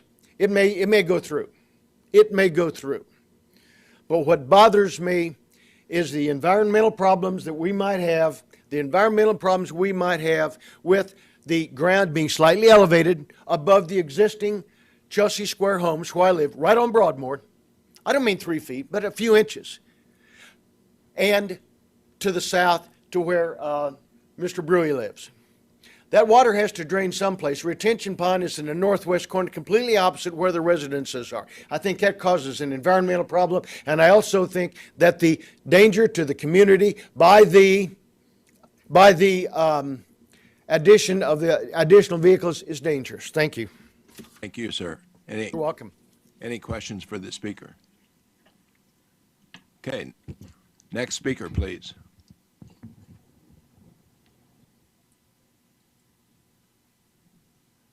Is that everyone that wanted to speak? If so, I'll bring it back to the commission. Oh, sorry. He's already spoken. He's already spoken. He's spoken 15 minutes. Oh, Yeah. I'll bring it back to the commission. Rebuttal? Yeah. Bring it back to the commission and ask for rebuttal. How'd I do?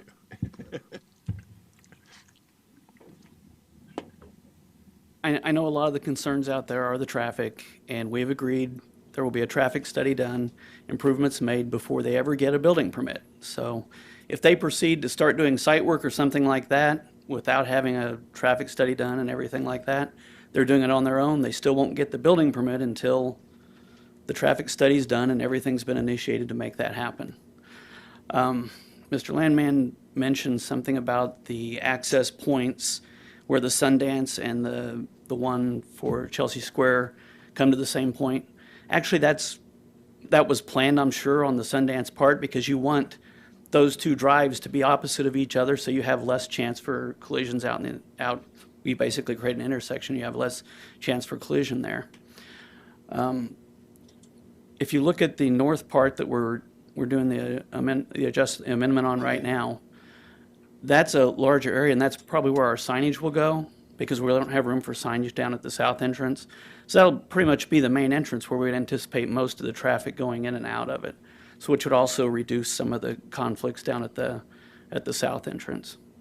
There was also some concern about the drainage. And on the west side of this property, we've got a big drainage ditch over there. We'll use storm sewer. We'll get everything over to that drainage ditch and over the detention pond through use of storm sewer, so will not drain to the south and will not drain to the east. I'd be happy to answer any questions you might have. Mr. Miller answered my question on the drainage. Just explain a little bit more on that.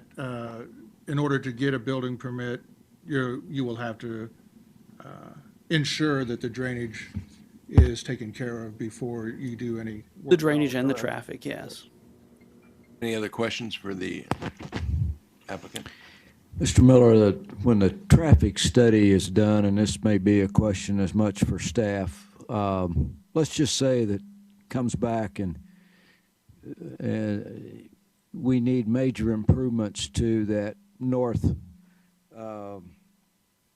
Rock Hill and 21st Street intersection.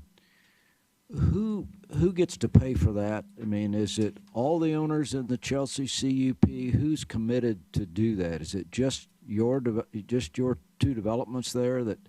It would be our development, And that and cost? hopefully we would be getting help from Sundance for their increase in the traffic also, but we'd be the ones that have to submit the petition, and we would be the benefit district.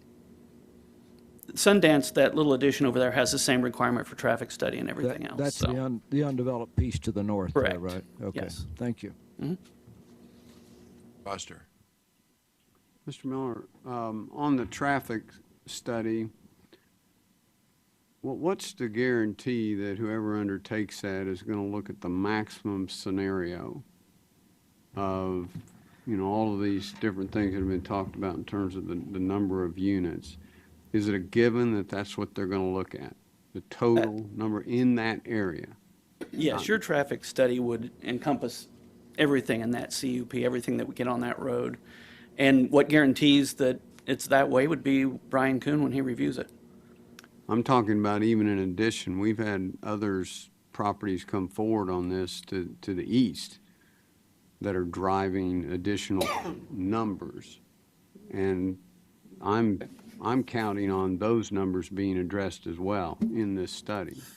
Previous approvals would include the 303 units that have been approved on parcel 11, which is this area, the 168 units that have been approved on this project, the 80 units that are in consideration today. All those will be added to the current traffic loads that exist on Broadmoor, on Rock Hill, and in conversations I've had with the city traffic department, they've indicated that they're fully aware that they kind of anticipate, we'll be looking at reworking the intersection at Rock Hill and Rock Road.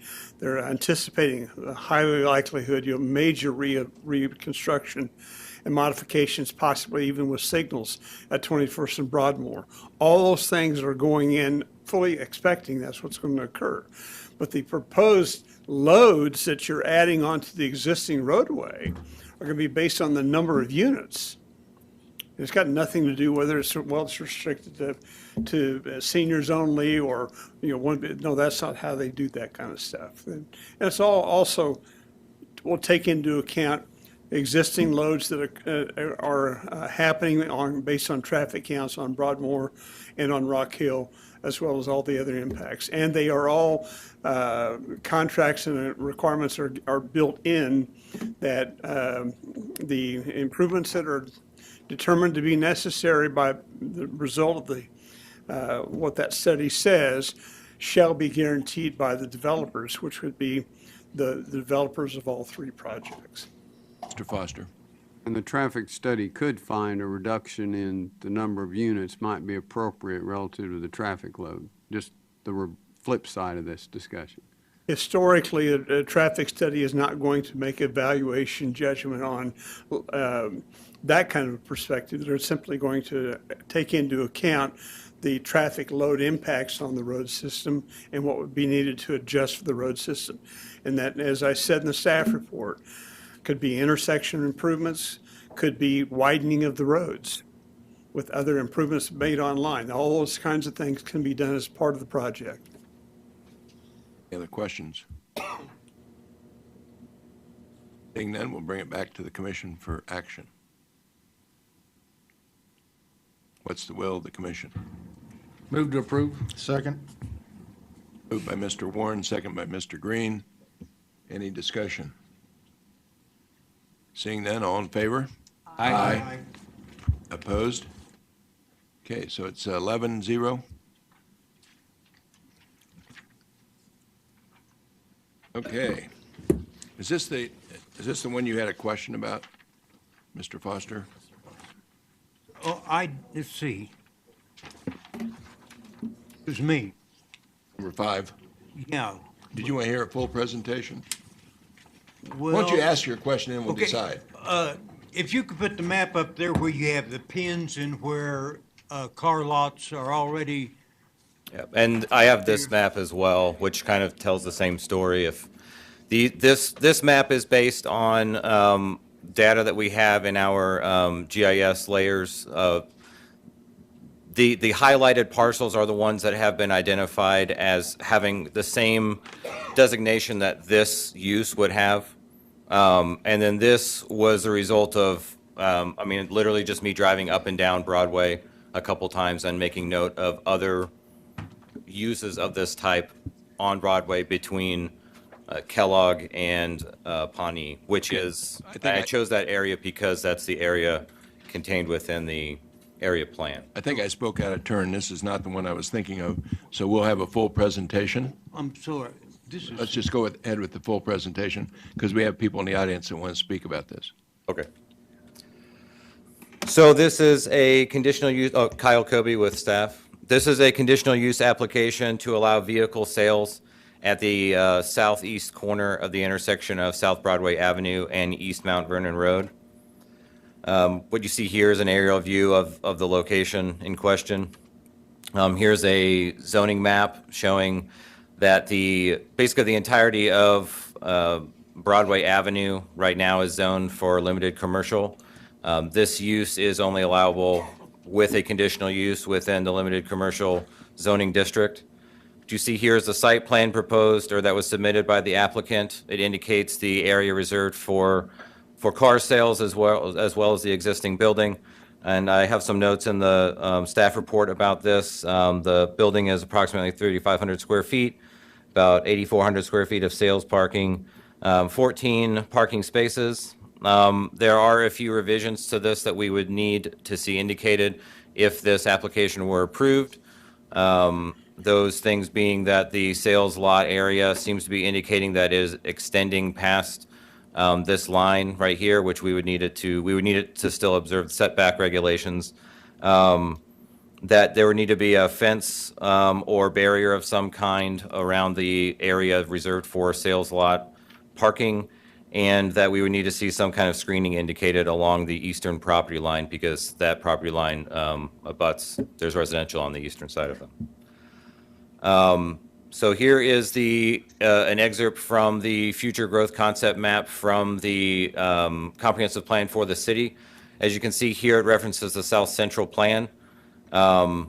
So when going to the South Central plan, the land use map for that, right here I have indicated the site of the proposed car lot, and what this map indicates is that it is intended for mixed-use commercial development. And I believe that both of these are in the attachments to the staff report that you have available to you. The mixed-use commercial designation that does not seem to be explaining the type of development that this conditional use would be suggesting. Here's the map that I was speaking to you about earlier. These are other places that are indicated as a similar kind of use, or they're designated with the exact same kind of use, rather. And then this is the result of a visual inspection. This is just to kind of give a visual frame of reference for the area. Here is a picture looking east at the site. So this is the existing structure right here in the parking lot. This is looking south at the site. West along Mount Vernon. So here's the intersection of Broadway and Mount Vernon. And then this is kind of just the same thing, but kind of giving you a look at this other corner here. Looking northwest from the site, so here's that intersection again. This is just giving you a different angle, sort of the context. And then looking directly west from the site. And here's north along Broadway. There's that same intersection again with the subject site right over here. So like I said, the recommendation that you saw to your question that you had was based primarily on the fact that the area plan, the land use plan that we have for that area specifies that this is not indicated as the type of development that they would like. And in addition to that, they have locational guidelines that I believe was also a part of the attachments in your staff report that list this as one of the least desirable land uses. And item 3 on that same list indicates that they would strongly recommend against approving zone changes and conditional uses for uses located within the type that are indicated as least desirable land uses. Questions? You were saying earlier, does it fall through the recommendations of the South Central Community Plan? Is that what the Right. The land use plan is like a subset of the neighborhood plan. Yeah. Okay, sounds great. That's what I was wondering. Any other questions for the presenter? Mr. Green? So directly across the street to the west is a car sales lot, correct? Correct. Okay. This would be directly across the street from a similar use. It's, you know, I don't know if visually it's going to look identical, but it would be the same. I understand. I guess I'm just suggesting that the same type of business is directly across the street, and it's okay, but this one is not. Well, if it was existing prior to the plan going into place, I can't speak to that. I didn't do research on when all of these uses went into place. This was the one that came across as, you know, an application right now. So I was just, you know, we're just applying what the planning documents say for the area now.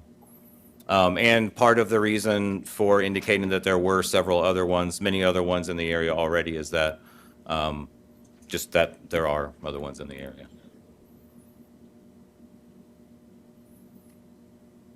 Yes. Who made this plan? The plan you're talking to about? It was part of the, adopted at the time of the Planning Commission. They set up a committee. There were neighbors, there were stakeholders. It's the typical land use process that we use.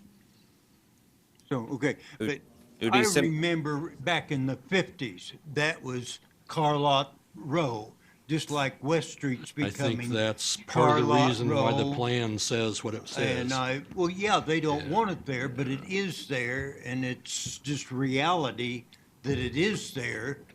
And it was there in the 50s, I know, as a kid, and riding in a car, and then in the 60s, I'd shop for cars down there. So it doesn't make sense to me about the plan, actually. They just don't want them there for some reason. Any other questions? Are we gonna hear the case? Okay. Let's go for comments from the public. Who would like to speak first? Have an applicant. We got a long afternoon. How about the applicant?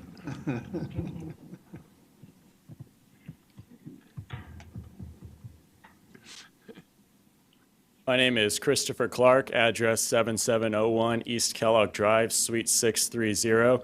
I am the agent of the applicant and the architect on this project. I am not here to dispute the prevalence of other car sales in this area, as you know, I believe has been pointed out pretty clearly. And you know, myself and the agent are both, or the applicant are both aware of the most desirable uses encouraged by the South Central Neighborhood Land Use Plan. However, there are several other unique conditions related to this property that we would like to bring to the committee's attention. Perhaps first and foremost, there are substantial deed restrictions imposed by the previous owner. This was a former Quick Trip, and as with all Quick Trips, they are very smart to keep competitors out of the area.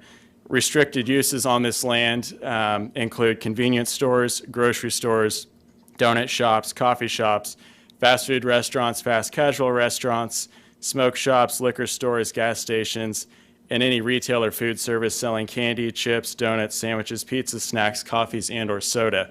So these restrictions alone rule out most of what would be the most desirable uses that would be feasible for this property from the neighborhood plan. The local market has also demonstrated that this location is undesirable or impractical for most retail or restaurant use. And the evidence of this is twofold. The property was vacant and listed for sale for 2 years prior to being purchased by the applicant. In that time, it's been vandalized. There are, I believe, currently still a homeless population using the trash enclosure, none of which are good things for the neighboring properties. The only interest from potential end users or lessees has been for vehicle sales or a loan/pawn shop. Now, the use of a pawn shop is permitted by the Unified Zoning Code within a limited commercial district without a conditional use permit. And I don't say that to say that as an ultimatum, but the applicant believes it to be, as a pawn shop, to be a lesser use and of disservice to the neighborhood. So with that consideration, we are looking at car sales. The South Central Neighborhood Land Use Plan, in regards to areas categorized as a mixed-use commercial such as this one, specifically encourages two components. The first of which is perhaps less relevant. It calls for, as in the paragraph right here, apartments located above shops or offices. And while this is an admirable concept to promote walkable communities and something that I personally wish were a little more prevalent, most of our city doesn't have the density to justify that, and it's typically only found in the CBD. The second point is that the plan encourages commercial uses that preserve existing single-family structures. This is what some of the other vehicle sale businesses, as shown on the map, have done, and with all due respect to those business owners, oftentimes the result is neither aesthetically pleasing nor particularly architecturally compatible with the neighborhood context. And I would even argue that many of these structures are non-conforming with many or even most of the codes enforced by the local authority, and that the character of these structures likely lowers the value of the neighboring properties. On the other hand, a well-designed commercial use in a commercial building, such as what the applicant has proposed here, is not only safe and appropriate, but could increase the value of the surrounding properties. Also, the adaptive reuse of a well-built existing structure rather than raising it and rebuilding something that would potentially meet the most desirable uses is also the sustainable choice. So, in closing, we're not looking for any loopholes here. The project will be completed in compliance with all codes enforced by the local authority. To the comment about, part of the car sales area encroaching on the property line, we were basically just indicating the area that is currently paved. So apparently Quick Trip encroached on that property line, and we can certainly address that once we get beyond preliminary plans. On that note, plans have been prepared by licensed architects and engineers, and we're seeking your approval of this application to allow the issuance of a building permit. Thank you. Questions? Mr. Foster. Please state again the restrictions on the property and who imposed those restrictions. When you initially started, you had a laundry list there. Yeah, it's pretty lengthy. So Quick Trip West Incorporated is the previous owner. I did not bring a copy of the warranty deed, but I basically made a bullet point list of all those restricted uses.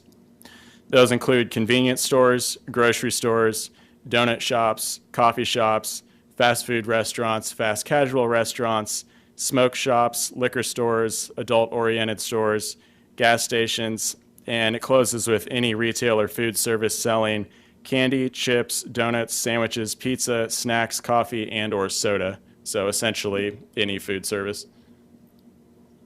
Mr. Foster. You had mentioned that I believe the applicant had purchased this. So the property was purchased with this warranty deed?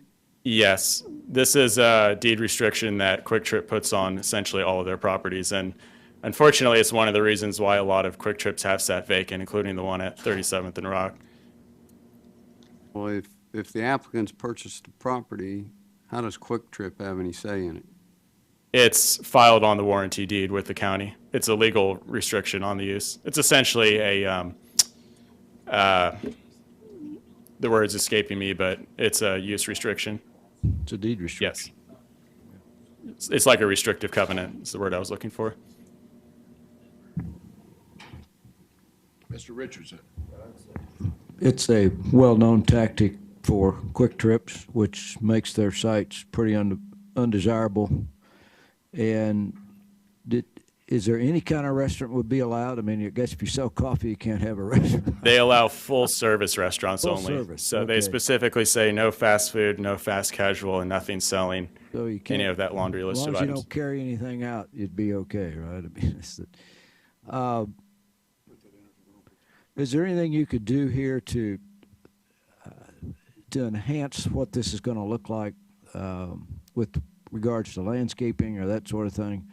That would make it more palatable with the proposed plan. I understand there's car lots all the way up and down there, but there is a desire on the part of the neighborhood to make their neighborhood better, and we have to start someplace.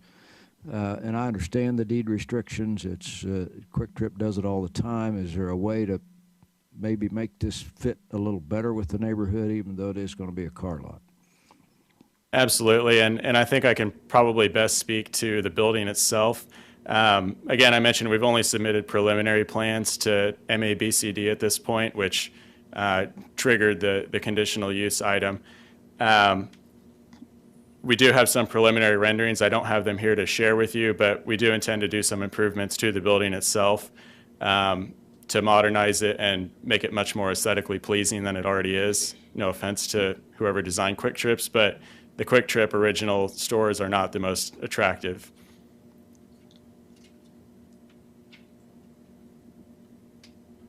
Any other questions? Thank you, Mr. Clark. We'll go out to the audience now. Is that okay, Chuck? Okay, thank you. For comments, please state your name and address, and you have 3 minutes.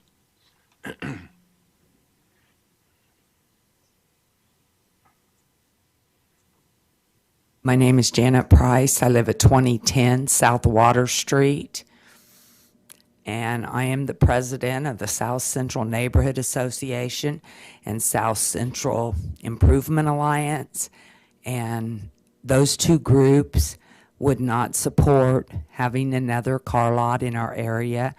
As you could see from the map he showed, we're inundated with those and bars, and we've asked those to not add any further of those kind of businesses to our area. And so we are not in support and would not like to see that quick shop turned into another car lot.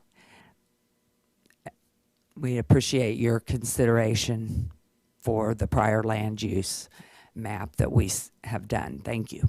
Any questions? I have a question for you. Ma'am, Mr. Blick? So this is your plan, correct? That you guys initiated and started through your South Central Neighborhood Association, is this correct? This plan was done way before I became involved. When the initial plan for that area was done, they voted that they didn't want any other businesses as car lots and bars in our area. Those seem to be the predominant stuff in our area, and we'd like to return it more to a neighborhood, a family neighborhood, instead of these businesses. I think that the land use decisions were made either in the late 90s or early 2000, but I didn't bring that book with me today. I'm sorry. As the applicant said, it's very restricted to have anything in that area. So is it better to just have nothing in there that you see than actually a business that's improving that area? I think we'd like to see a business improve the area, but I think we'd like to see a business that was useful to the neighborhood rather than another car lot when we already have an extensive amount in our area. Thank you. I appreciate your time. Any other questions? Seeing none, next speaker, please.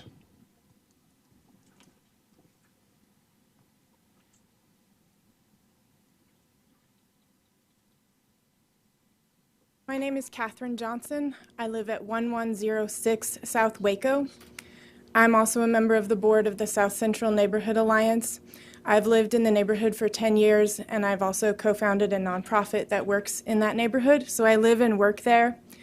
I came here thinking that I don't want another car lot either. That's certainly not, does not go with the neighborhood plan that we've spoken of. So I just want to register that. And then also, I was dismayed to hear about those restrictions put on the land by Quick Trip being there previously. And I realize that that does take out a lot of the healthy options that we would prefer. I appreciate you, Mr. Richardson, for commenting on at least could we make the best of this car lot if it were to happen? How could we make that more of an asset to the neighborhood? Something that is more beautiful and has attractive landscaping at least. So I appreciate that comment. Thank you. Questions for the speaker? Thank you. Next speaker, please. Anyone else like to address?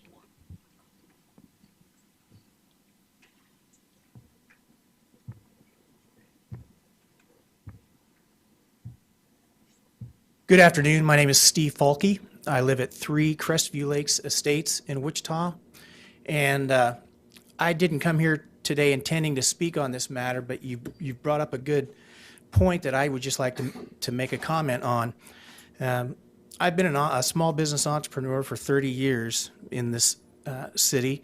I'm serving currently as the president of a small neighborhood association, Crestview Lakes Homeowners Association, and we live in a neighborhood, Northeast Heights, and to the south of there that also has one of these vacant small Quick Trips in it at 13th and Oliver that has been sitting vacant for quite a while. And I can certainly appreciate the business that has purchased this property wanting to put something in there that makes financial sense. And I would hope that you could see the disparity that is being leveraged by Quick Trip when they put these restricted covenants on a small piece of land, a footprint that certainly couldn't damage their business when they upgrade all of these sites to their new behemoths that they currently have, which are incredibly cool, and I might add. But all I would like to just go on record as saying, is there anything that can be done with these warranty deeds that would open the restrictions? Maybe a distance, from a new Quick Trip to the old one, or something that could be taken into consideration. But that's just my comment. I think the Quick Trip is overstepping their boundaries by putting restrictions on land they're selling. By the head shaking of our attorney, I think they're perfectly within the rights of doing what they're doing. Is that correct? That's correct. Thank you for your comments. Any questions? Anyone else from the audience would like to speak on this matter? Seeing none, we'll bring it back to the commission.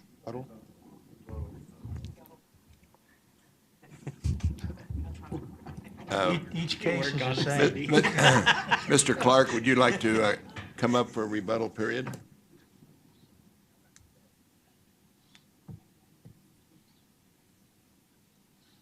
think you have 2 minutes. I think there's been a lot of good points brought up, especially with regards to if this is going to be a car lot, can we at least make it, something desirable? And, I just mentioned to the vice president of the neighborhood association, I'm not going to design anything that I wouldn't be proud to put my name on as a building and as a site. And, having become familiar with my client, the property owner, I don't think he is either. So we're definitely gonna do our best to make this a desirable property. Again, there's a lot of restrictions on this lot that unfortunately at this point we have no control over. So we're very limited in our options. I hate the fact that the options, as far as what the market has had interest in right now is either car sales or a pawn shop. That's pretty unfortunate, and I wish there were more options than that. But, it is what it is, and at this point, I don't want it to be a pawn shop. I don't think any of the nearby neighbors do either, and so, we're kind of faced with this option of, okay, it either is a car sales lot or it sits vacant, and if it is a car sales lot, we do our best with it. Any questions? Thank you. Bring it back to the commission and Mr. Johnson, Bill Johnson. I got a staff question. Oh. What? This is a staff question. It's right Since there. this is going on where Quick Trip controls these properties like that, because you see them all over town sitting vacant for a long time, and you know, I don't know, they have to acquire permits and zoning in some case. Surely there's some way of doing some restrictions to that, rather they're forced to tear it down and make a park or whatever when they're requesting being able to do this. I can see where staff's hands are tied with what they're looking at, but I don't like to see these things set vacant, and I don't like to see another pawn shop with everything parked outside. I guess my thought would be, you would think the impact of having land that they've invested in sitting vacant for a long period of time where they're not getting their money back would be an incentive to open it up. But obviously they can afford to basically just Eliminate competition. Yeah. Okay, Mr. Richardson, I think, was next. You know, one of the things that I think here's perhaps a criticism of the staff a little, this is a conditional use, and I don't see any suggestions in this conditional use that we put additional restrictions with regards to landscaping and that sort of thing. It would have been helpful to say that if we approve this, let's do it in the following manner. And I don't, maybe I'm not seeing it here. I see some suggestions you have, but I don't see anything except suggestions that it meets the current code. And I think because it's a conditional use, we can put any sort of reasonable restrictions on it that we would choose to do so, unless I'm mistaken. Is that? Yeah, that's correct. When staff makes these recommendations in an effort to try and be fair, we look at what's been approved in the past and include those recommendations, move them forward. If the commission as a whole decides that you'd like to up the ante, we'll certainly start doing that in the future, but we're basically following. Yeah. Only because this is a part of an adopted plan here. We have neighborhoods involved in developing this plan. The suggestion's been to deny it because of those reasons, but we have a lot of reasons that this site needs to be used. And I think there's some sort of compromise here that could, you know, again, it may be a bit of a financial burden to make this a little different sort of car lot, but maybe we could help both sides of this equation by doing so. And I don't see that suggested here. I'm not quite sure where to go from here with that idea, except to have more landscaping or setbacks or something that needs more study than certainly I can give it right here. And the only way to do that would be to defer it and come back with some additional suggestions by the staff that I can see. Mr. Daly? Staff, can a pawn shop go in this by our code, not by? Right. Pawn shops are permitted in the LC district. Now, if the plan suggests that they're not appropriate, then we would follow the guidelines suggested by the plan. But as far as LC zoning, pawn shops are permitted in that zoning district absent. And I do see advertisements and I do see pawn shops that have cars that have been pawned, so it does turn into a junky car lot. So that's why I asked that question. And staff has been very consistent whenever there's been a request for a vehicle sales place in the South Central neighborhood, we have consistently recommended denial. Question. So a pawn shop, Dale, is outdoor storage allowed because it is a pawn shop, even though it's in LC and normally you don't have outdoor storage? Well, no, I mean, a pawn shop would be allowed, but they would not be able to display vehicles. Okay. That's a different question. That's my question, Yeah. but yeah, because It's a different question, because it would take they'd have to GC have a conditional use. to do that, or GC zoning, which they don't have. Yeah. Okay. Mr. Warren? I think that the road we're heading down is because of our hands being tied in so many ways that we're probably leaning towards figuring out a way to approve this. I'm going to defer to Mr. Foster, who is our resident in standing on trees and shrubs, to come up with a simple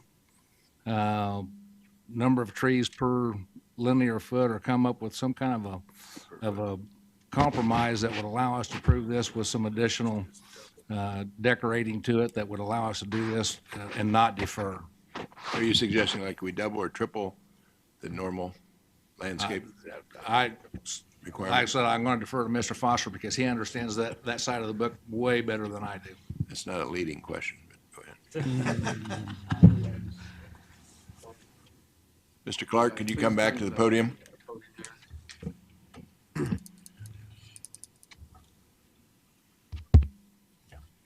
Here we go. Actually, before I address Mr. Warren's thought there, I do want to make sure, have you studied page 6 of the staff report, which has 8 suggestion conditions and standards for us to consider as part of this approval here? Is that the page that's a copy of what would normally be required for a conditional use approval? From the, be item X, vehicle and equipment sales, outdoor and. Yeah, from the Unified Zoning Code. Yes, all of those conditions will be met. Again, we're not looking for any loopholes.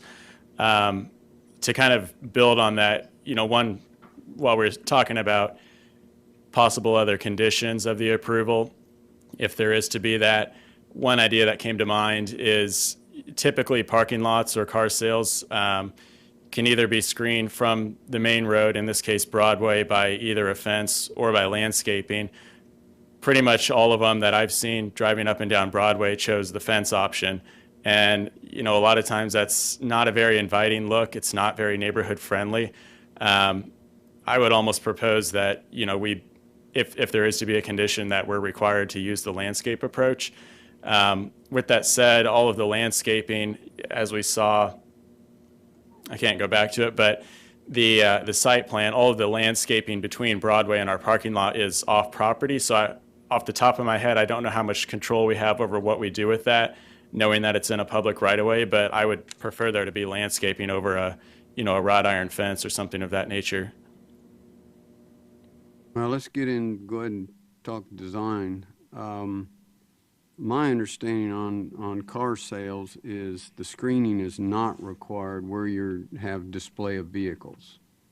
Maybe staff needs to correct me, but that's the way we've always done it, which certainly makes sense when that's your product.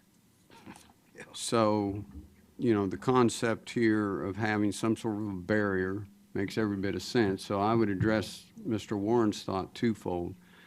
Number one would be to challenge you as an architect to think of some architectural treatments, which I think you're already thinking of for the structure, but also in the treatment of this barrier, perhaps it might be a little bit more pleasing as a transition to the neighborhood.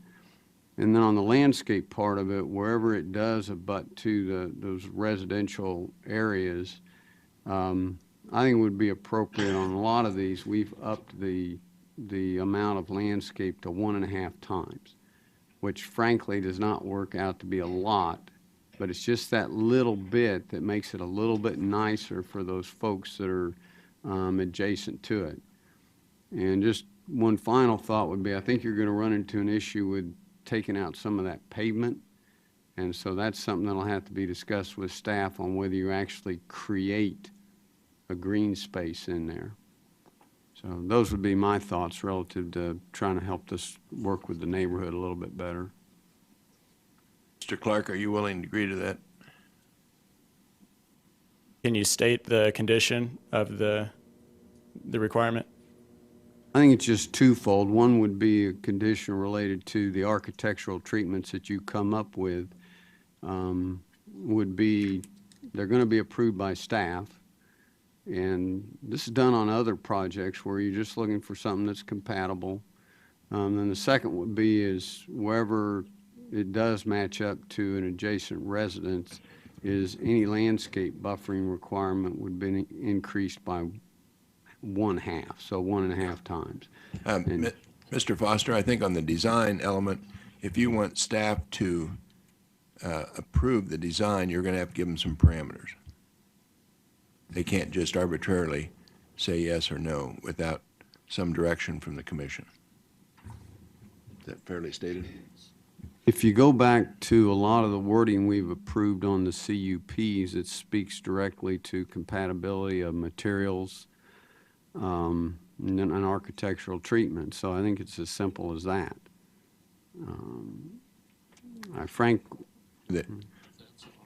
To the neighborhood, or?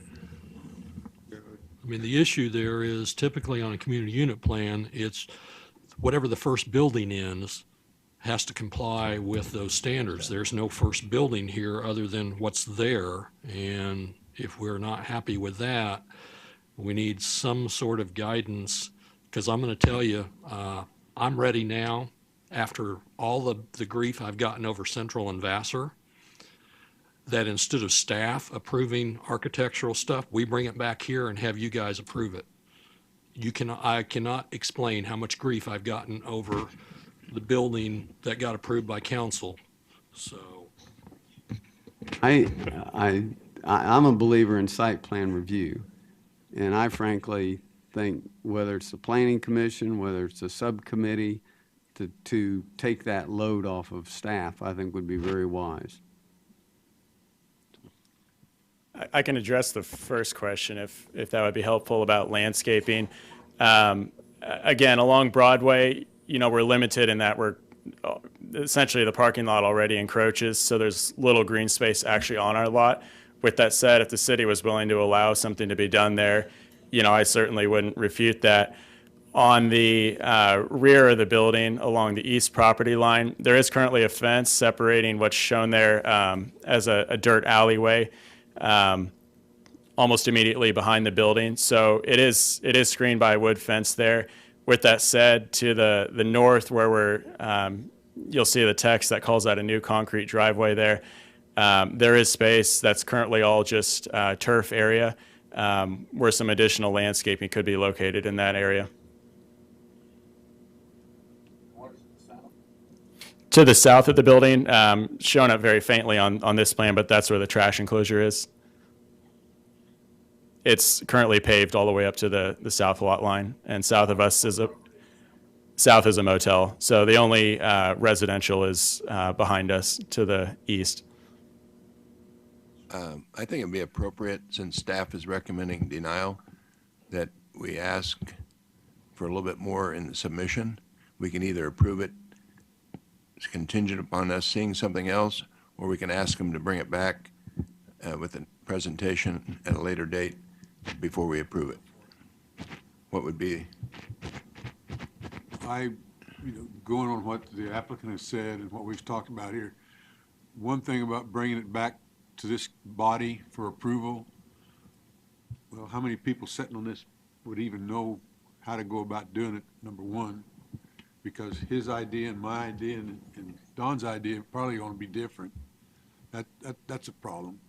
The second thing is, I think the applicant has said that he would make the building nice and come up with some landscaping. So under that situation, defer it, have him bring it back to us, and instead of saying, well, we can do this, we can do that, just have him show it to us, and at that point in time, we can just say yea or nay. Plain and simple. Because there's no way with 14 people can agree on a design for anything as far as that goes. So I know you're not making a motion right now, but if you were making one, what would you say? Is that a motion? Motion that we defer and have the concerns that this commission has, have the applicant address those and bring it back to us in 2 weeks. Do we have a second? Whatever time they need to do it. Because he said he's not opposed to that. He already sounds like he knows what needs to be done. Just show it to us. We have a second that motion? Second that. Mr. Klausmeyer? I know. Mr. McKay made the motion, Mr. Klausmeyer seconded, and now we'll have discussion. I guess the only thing I would change is I would approve it with the understanding that we are going to get to see something to final approve it. So we're just looking at either an architectural plan or a building plan that everybody thinks is improved. And hopefully in that same time, they can work with the neighborhood and get them to buy off on it. And all of a sudden there's nobody opposed to it.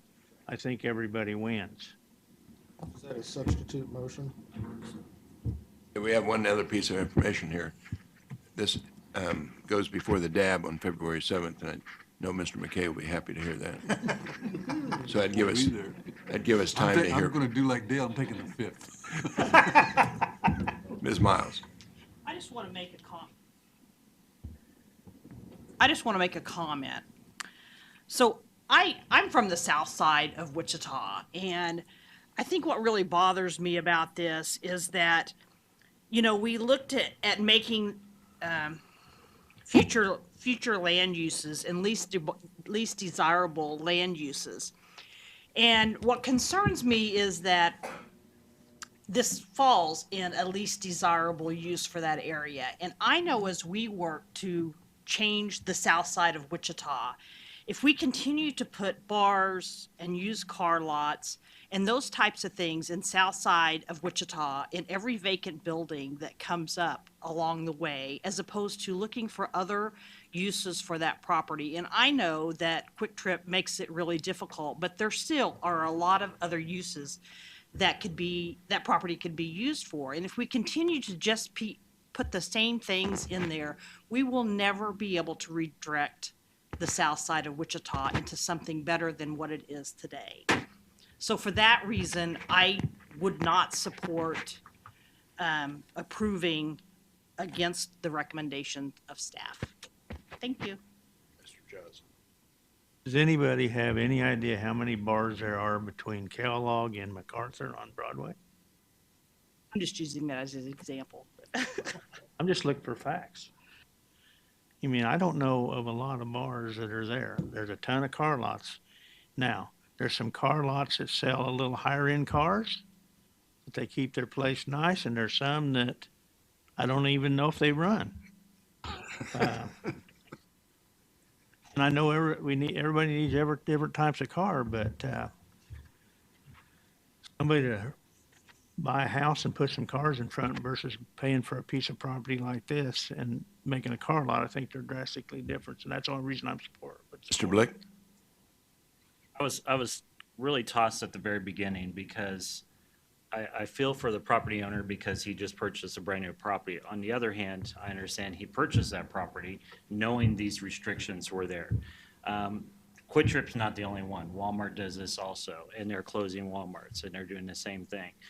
On the other hand, I see the Neighborhood Association and Business Association that has done the steps necessary, has went to city council, has spent years doing this, and they said they do not want these things. They're trying to clean up the area, and they put a plan in place, and that plan is before us. And so I would definitely take staff's recommendation on this because they've put the effort, they put the plan in. And as a Southsider also, and as a president of the Neighborhood Association, I know how much hard work it is if you're trying to go and put a plan together and get the recommendation. And so I commend them for at least showing up today and doing what's needed, so. I'd like to ask the applicant if you have looked at the viability of other options for the building in here that says, the most desirable, like medical office or professional, maybe an office building or something like that. Have you looked into something like that? The applicant is actually here today. He's the property owner. Is he allowed to come up and speak? He would be much more qualified to answer that question than I would. The property owner, that'd be fine. Yeah.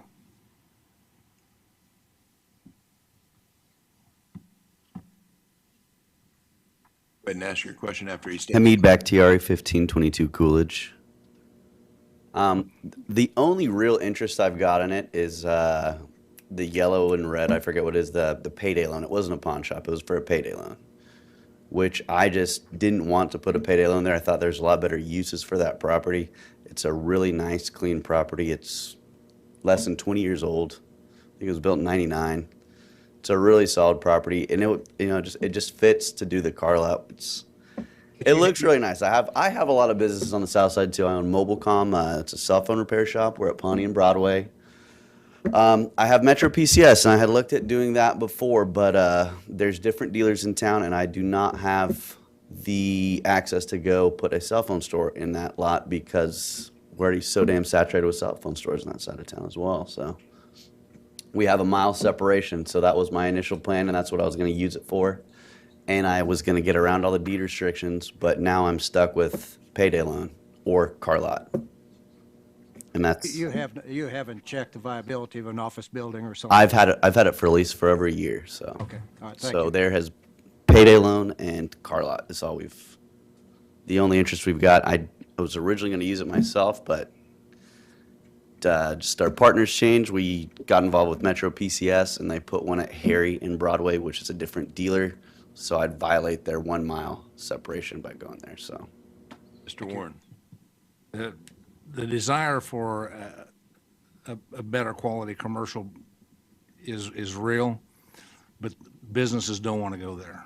I mean, we can want something nicer all day long, and we can say we're going to wait for that, and we'll wait till the cows come in, because this is an area that at this stage, with the restrictions that are on there, I think that the best we can do is try to dress this thing up as nice as we can. Try to make, unfortunately, a better looking parking lot is, I think, the best that we can ask for. We have a motion and a second. One thing too, I'd like to add, another thing, if we do create. Excuse just- me? Oh, I'm sorry about that. Unless somebody asks you a question, we can't Okay. allow it. Anybody want to ask a question? Seeing none, we have a motion and a second. You want to restate the motion?